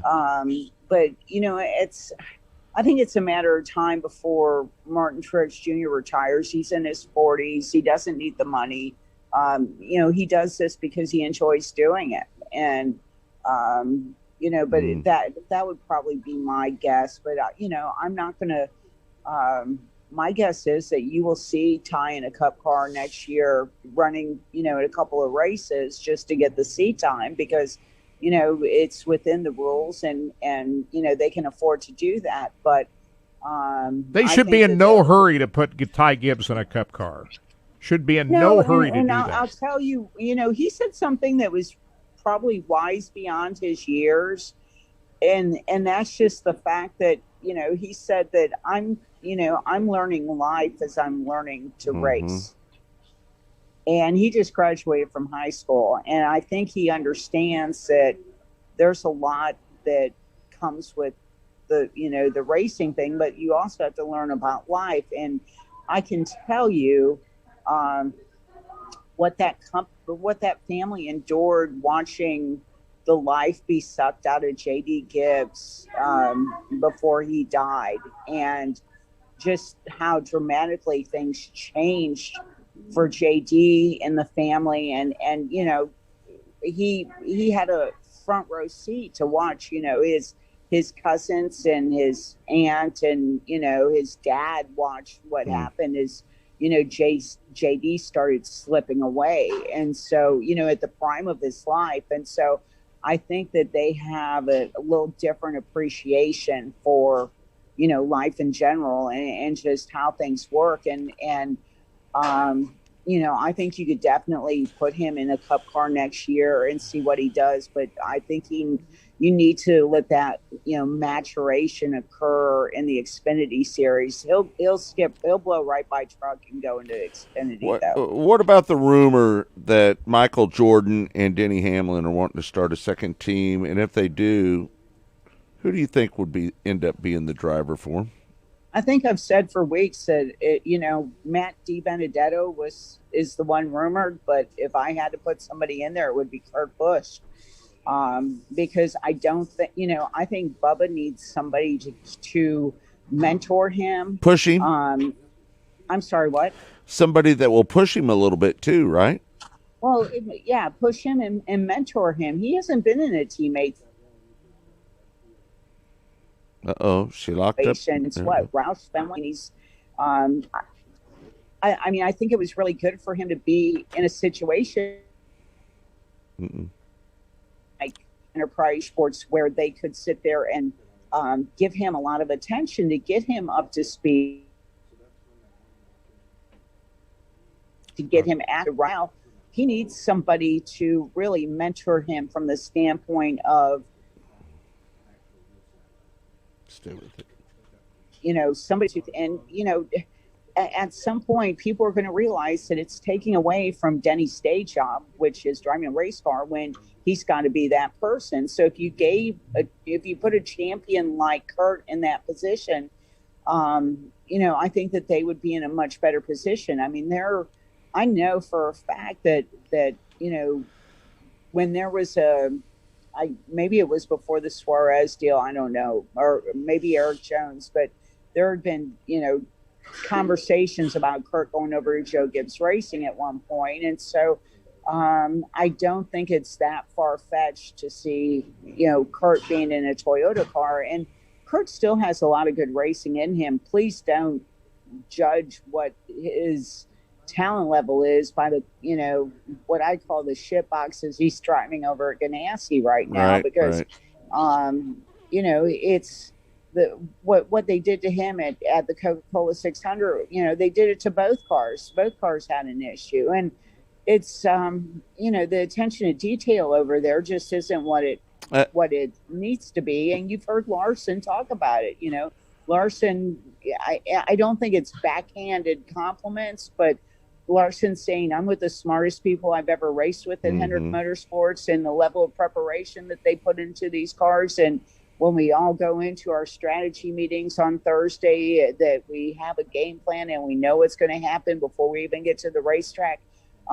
He's pretty much laying out the night and day difference to what he experienced the first 7 years of his Cup career. Lee, I know you have a great relationship with Kurt Busch, right? I know that. You guys are buddies, right? So does he give you a little insight on how bad it is? I'm not trying to get you to rat him out, right? But we've always talked about what Young Money could have done if he would have had some good cars those first 4 or 5 years. Could he have won more races? We look at what he's doing over there at Hendrick Motorsports and the success he's having right away, right out of the box, right? Championship contender. You tell me, how many notches behind is Chip Ganassi's race team compared to the Rick Hendrick organizations? Well, if I was Chip and I'd already seen what Kurt's capable of doing, which is, you know, win races, you know, and I mean, Larson, what did he win? 7 races the whole time he was there. I mean, It was, you know, just, it was ridiculous. He's already won 2 this year. He probably could have won 6. I mean, you know, if things fall his way, and, you know, that's racing. We know that, right? But it's, I would have started with a new crew chief. I don't think I would have started this season with the same crew chief driver combination. And that's my observation. I said to Kurt when I was talking to him on the phone, I said, you know what?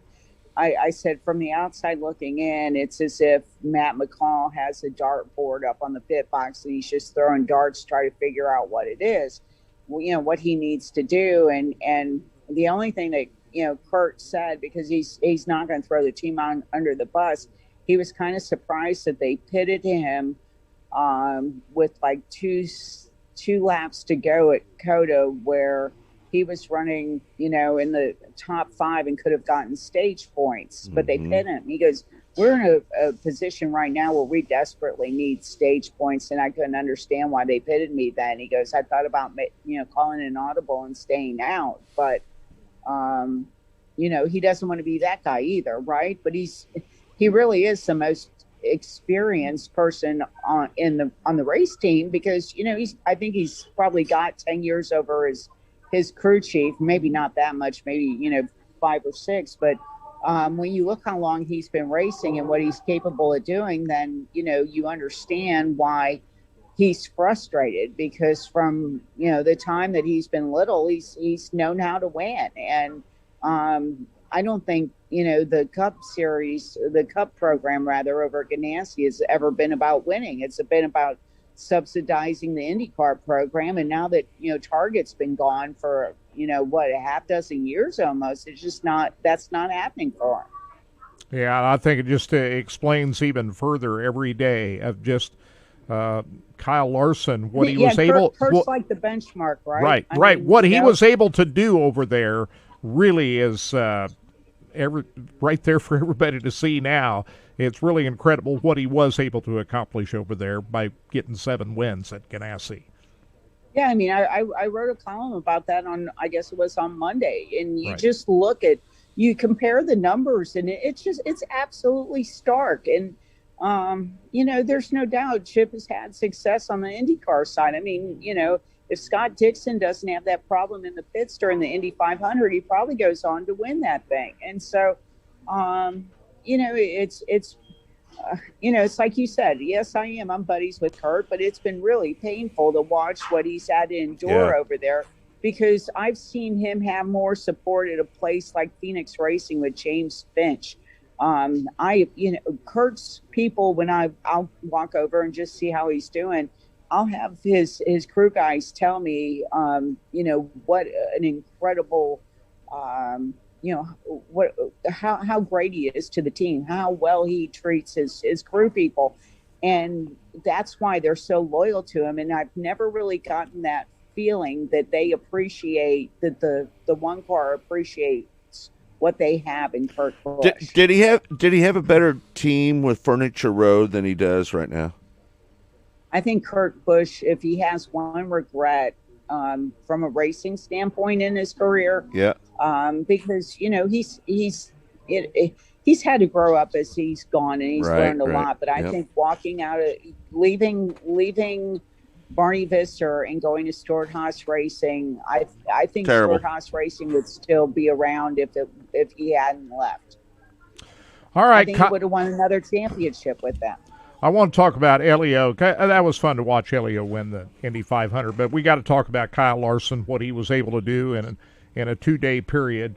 The 600 on Sunday night was one thing, but for him to jump in the sprint car at Lawrenceburg on what I think is, that was pretty treacherous circumstance. That curb was as high as anything I've seen. Aaron Reitzel didn't get through it very well, but Kyle Larson did. In a world of outlaw, I don't think a lot of people realize just how difficult this is. Race? Yeah, I mean, did it look like you took the sprint cars and went and run Baja? I mean, I don't think a lot of people in the outside world, and I say the outside world of dirt racing, really realize just how what the accomplishments Kyle Larson is doing on the dirt side. He's not just playing around on dirt. He's going up against the best dirt racers in the world, and to race in the World of Outlaws at Lawrenceburg on Monday night, the day after winning the 600, is an accomplishment that you would just never see out of anybody else. This is a once-in-a-lifetime phenomenon that we're watching now with Kyle Larson. It's incredible. And, I asked him, and I used it in the story I wrote. I said, so if, you feel like Rick Hendrick has kind of saved your career, and, he said, absolutely. He said, I'd be twiddling my thumbs at Lawrenceburg waiting for the race to start. But, if you didn't realize after last year what he was able to, he and Paul Silva, because you got to give Paul Silva a hell of a lot of credit, right? Yeah. But Kyle does, in Kyle's defense, Kyle said, I am in the best cars on the dirt side, whether he's running late models or running sprint cars, or when he's running with Hendrick, he says, I am in the best equipment of my career. And, he finally has a platform in which he can shine. And I think if you're, even if you're not a dirt fan, and I asked Donnie, we broke the story about Donnie racing, making his NASCAR debut in a truck at Knoxville while the Outlaws were at Bristol, right? And, I asked him about the pandemic, because when you had such limited activities, sporting activities to watch, I think a lot of people who were even casual race fans turned into Dirt Vision and Racing Boys. And to see other forms of racing because they miss racing so much. And, Donnie agreed with that. But I think a lot of people last year, when you just had limited NASCAR, because there was no practice, there was no qualifying, so you really only got the races, that people would turn into watch the Outlaws and to watch, USAC and All Stars and everything, because there wasn't anything else to watch. But then you had a really great sense as to what Larson was accomplishing then, and really he's just continued the charge in 2021. Yeah, there's no doubt about that. So he's on the pole. That's one great thing when you don't qualify. If you win races or run up front, you're going to get a good starting spot in the next race. And he's on the pole at Sonoma tomorrow. So how good does he do at Sonoma? He did pretty well at COTA. Yeah, he's this is his home track, and he really wants to do well. But he said he goes, I can qualify really well there, but once the race starts, and he had a really good shot. You mentioned Daytona, but I mean, he had a really good shot at that when he was he had like went off the track in the very closing circuits of that race. So I really I think the equipment, we've always said that Kyle carried the equipment. I think the equipment's going to buoy him to that next level. That next level is superstar. I mean, you guys were I give you guys credit all the time because a decade ago you said keep an eye on this kid. Scott said that. That was Scott. That was all Scott. That said that all about Scott Kyle all the time. Whatever. Hey, Scotty, you saw it. Patting you on the back. Enjoy it. My gosh, I don't know if that's ever happened before on this show. I've been wrong about most drivers, but you were right on this one. Well, he said Reed Sorensen was going to be good. Yeah, you're going to drag that back up again. Reed Sorensen. Yeah, I did Reed say Sorensen. Yeah, I said that. I was wrong. I got a great Reed Sorensen story to tell sometime. So remind me of that. But, All-fair story. All right. Maybe we'll save that for Wednesday nights when if you guys can remind me early enough that you and Scott are doing your thing. But the time change kind of has me scurry. But I think that Larson is capable of doing great things, and I think we're only scratching the surface. No doubt about it. No question about it. So what did you think about Elio's win? That felt good at the end of that, did it not? I don't think there was anybody who didn't feel good at the end of that. And when I get off of here, I'm going to go write something really quick about AJ Allmendinger. When AJ kind of had his first fall from grace with the Team Penske thing and was looking for work, and Mike Shank has always been there for him. And AJ said he was shaking and crying in his living room watching that, because to have somebody who is so near and dear to his heart like Mike Shank win that race, and that would be that's like Michael McDowell winning Daytona, from an ownership standpoint, right? To have Elio win, for that series, it would be like Dale Jr. coming back and winning the Daytona 500, right? I mean, he is so loved over there, and all the times that I've been in contact with him, whether it's for covering the Indy 500 or a Team Penske function, he's been nothing short of just amazing, accommodating, and you pull for guys like that, and to he didn't have a full-time ride, he didn't have a Penske ride, but my God, the experience that he had just helped carry that team, and I don't think there was anybody other than maybe the guy that finished second who, and I'm sure he went in and congratulated Elio as well, but you never remember who finished second. But I think it was just a big moment for that series, and a huge moment to be one of 4 guys to win 4 Borg Warner trophies. Alex Palou, I think it was. Yeah. All right, Lee, we got to let you go. We got our next guest lined up, Wyatt Burks. He picked up the NWRA win last night at US 36. We're going to talk with him for a little bit. You got anything you want to add before you get out of here? What's coming up on Racing Boys? I'm going to do something on HA before today's race, but the one thing that I would add is, how about Buddy freaking Kofoid? Yeah, how about win that?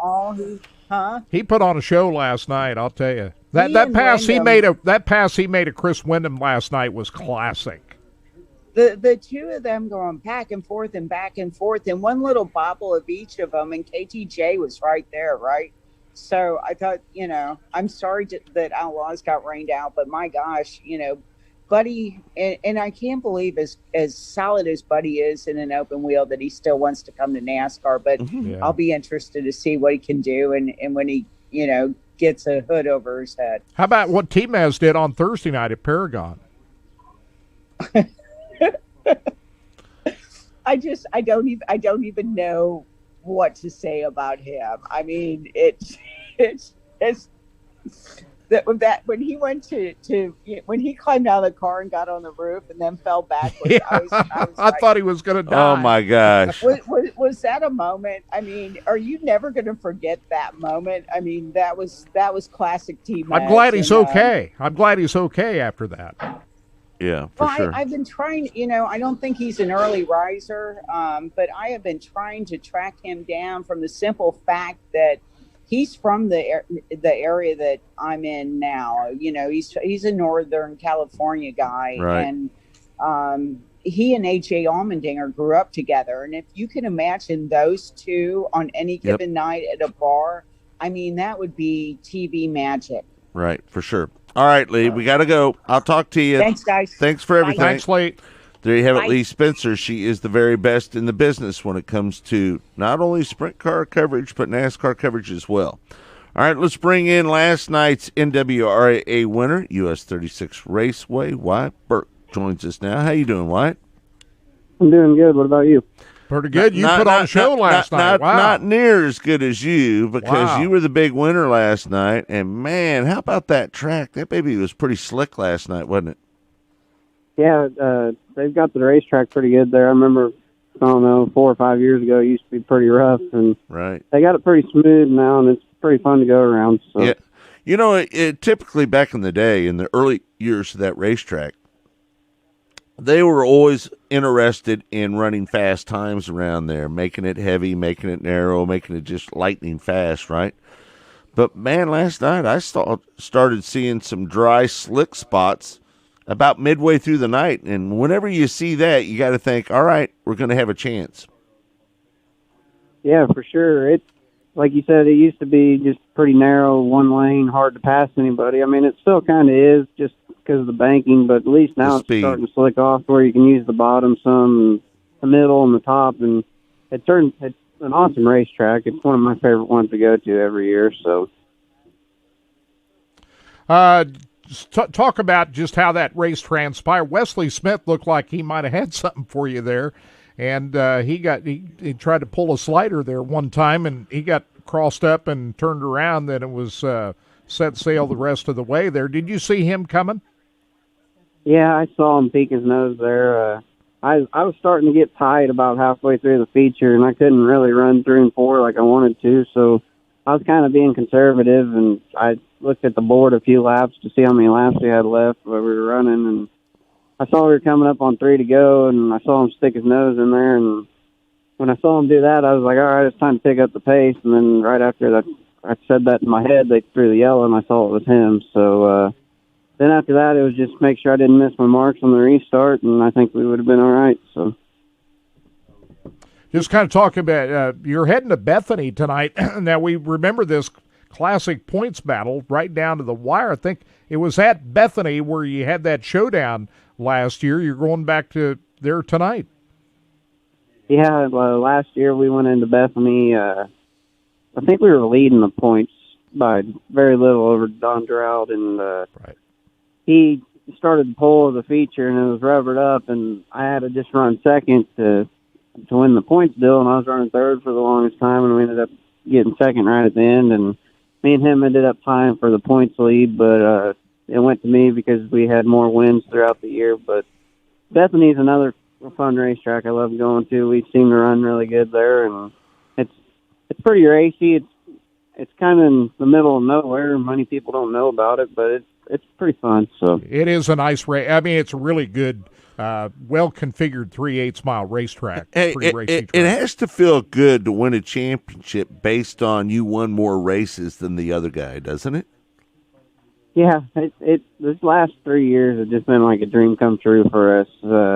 2019 we put up 9 wins, and 2020 we put up 9, and this was our third one last night already. So we just got everything clicking. I got great supporters behind me. I mean, Smith & Lovelace Incorporated came aboard this year, and then I still got Ultraline Hobbies, Weber Wattawa, Torgerson Trenching, Harris Fabrication, Swine Engines. It runs like a champ. Cage Suspensions. The shocks have been great. That's a big key of what's made us be successful the last 3 years. And my dad and me bust our butts every week on this deal. So it seems like Raul is doing a really good job with the series as well. I know a lot of guys were running Power Eye War stuff before that, and it seems like the NWRA is starting to grow. We had 26 cars there last night. Talk about that series a little bit. Yeah, it's a great series. There's great people that run it and everything, and they make you feel welcomed everywhere you go. Honestly, it reminds me of how war used to be a while, probably when the war first originated. So it's quite the series, and it's amazing how we keep getting. We're averaging probably around 30 cars a night right now, so it's awesome. I think everywhere we've been, we've had a B main. So. And it's so competitive. I mean, you say you got 3 wins this year, but it's not easy winning on this circuit. Cody Baker won at Nevada. A lot of good drivers. A couple of weeks ago, and we're thinking about him. Hope he gets a full recovery, but it's not easy winning these races. No, it's tough. There's quite a few people around here in this area that they make it hard to win these deals, and a lot of it's all about that heat race, who you got in your heat race, getting out of it, and passing points. But it's gotten way tougher, and they make you work for it even harder. Yeah. All right. Well, what'd you do? Did you truck up to Bethany and get a motel room last night, or are you in a hauler? We just put some cots up in the trailer and slept in the trailer. We tried to go cheap. Roughing it. It wasn't bad. We had some fans running, so it wasn't bad. We're in the Walmart parking lot right now at Cameron getting things ready for tonight. We'll head over to the truck stop, take a shower, and head up to Bethany. I can't tell you how many Walmarts I've slept in going up and down the road, bud. Oh, I know. I did that it was back in 2015. I went out on the road for crewing for Logan Fuller for a year, and then I went to Brian Brown, and we stayed in many Walmart parking lots ourselves. So you were traveling with Logan when he ran the national tour? Not the year he ran the national tours. The year he went and did the 410 stuff more, and we were running Ohio. I mean, we ran some ASDS stuff. Yeah. And then nationals came around, and we ended up going our separate ways, and I was thankful for him letting me come work for him, and I ended up working for Brian Brown for a year. So. Well, you learn a lot over there with Brian Brown, and that's a good place to be. All right. Well, hey, congratulations, buddy, last night. Good job. Thank you. I appreciate it. All right, man. Hey, you bet. Good luck tonight. We'll be watching. Yep. Thank you. All right. There you have it. Wyatt Burks joining us on the show. That was some good stuff last night. Yeah, no doubt about it. Hey, we talked about the Hall of Fame, National Sprint Car Hall of Fame is going on today. Starts at 12 noon at the Dyer Hudson Hall on the Marion County Fairgrounds in Knoxville. And who's going into the Hall of Fame? Got some big names going in. They include these people that are going into the Hall of Fame. I had the list here. I'm going through it. Right. Bill Cummings, Walt Dyer, Greg Hodnett, Don Lamberti, Paul Leffler, Spencer Riggs, Tim Schaefer, and Jeff Swindell. What a great all class. All going into the National Sprint Car Hall of Man, Fame. I'm happy for Jeff. So congratulations to him. Traveled with Jeff up and down the road with the national tour for several years. Good guy. Good guy. Jeff's Asa, his boy, good kid too. I like Sammy too, though. You know. Well, yeah, I like them all. Sammy is different than Jeff, though. They're two different guys. Yeah, for sure. But I like them both. You know, they're different in their own way, and I like them both. Asa is one of my favorites as well. Amy, I love Amy as well. She's a great person. So all good people over there at the Swindells. Looks like Pat Sullivan and Dave Argerbright are going to be doing the induction. Dave Argerbright is awesome. There. He's a past inductee. Alan Brown, Shane Carson, Doug Clark, Gene Kirkine, Jack Elam, Shirley Keir, Valentine, John Mahoney, Bob Mays, Lynn Paxton, Tom Schmay, Pat Sullivan. What are you doing? Naming all the people that are going to be there? Well, those are some of the names they listed on that some of the celebrities are going to be there. They had a big function last night, and, of course, the Hall of Fame at noon today. I talked to Junior Parkinson. We were exchanging texts back and forth. He was going to be up there for it today. So, all right. So the good group of people up there. And also congratulations to Kathleen Newton from Evansville, Indiana, for winning the giant 3x3 neon Corvette sign as part of the Memorial Weekend Flash Contest involving the 221 Elkhart Lake Blue Metallic Z51 Corvette that they're giving away up there for the Hall of Fame. Come on, Kirk. That's a cool sign. Yeah. Oh, yeah, Congratulations, sure. Kathleen Newton, Evansville, Indiana. Big Flash contest winner. All right. Thanks, everybody, for tuning in to the show. Want to thank Blake back at Sports Radio 810 WHB for helping us out in hour number 1.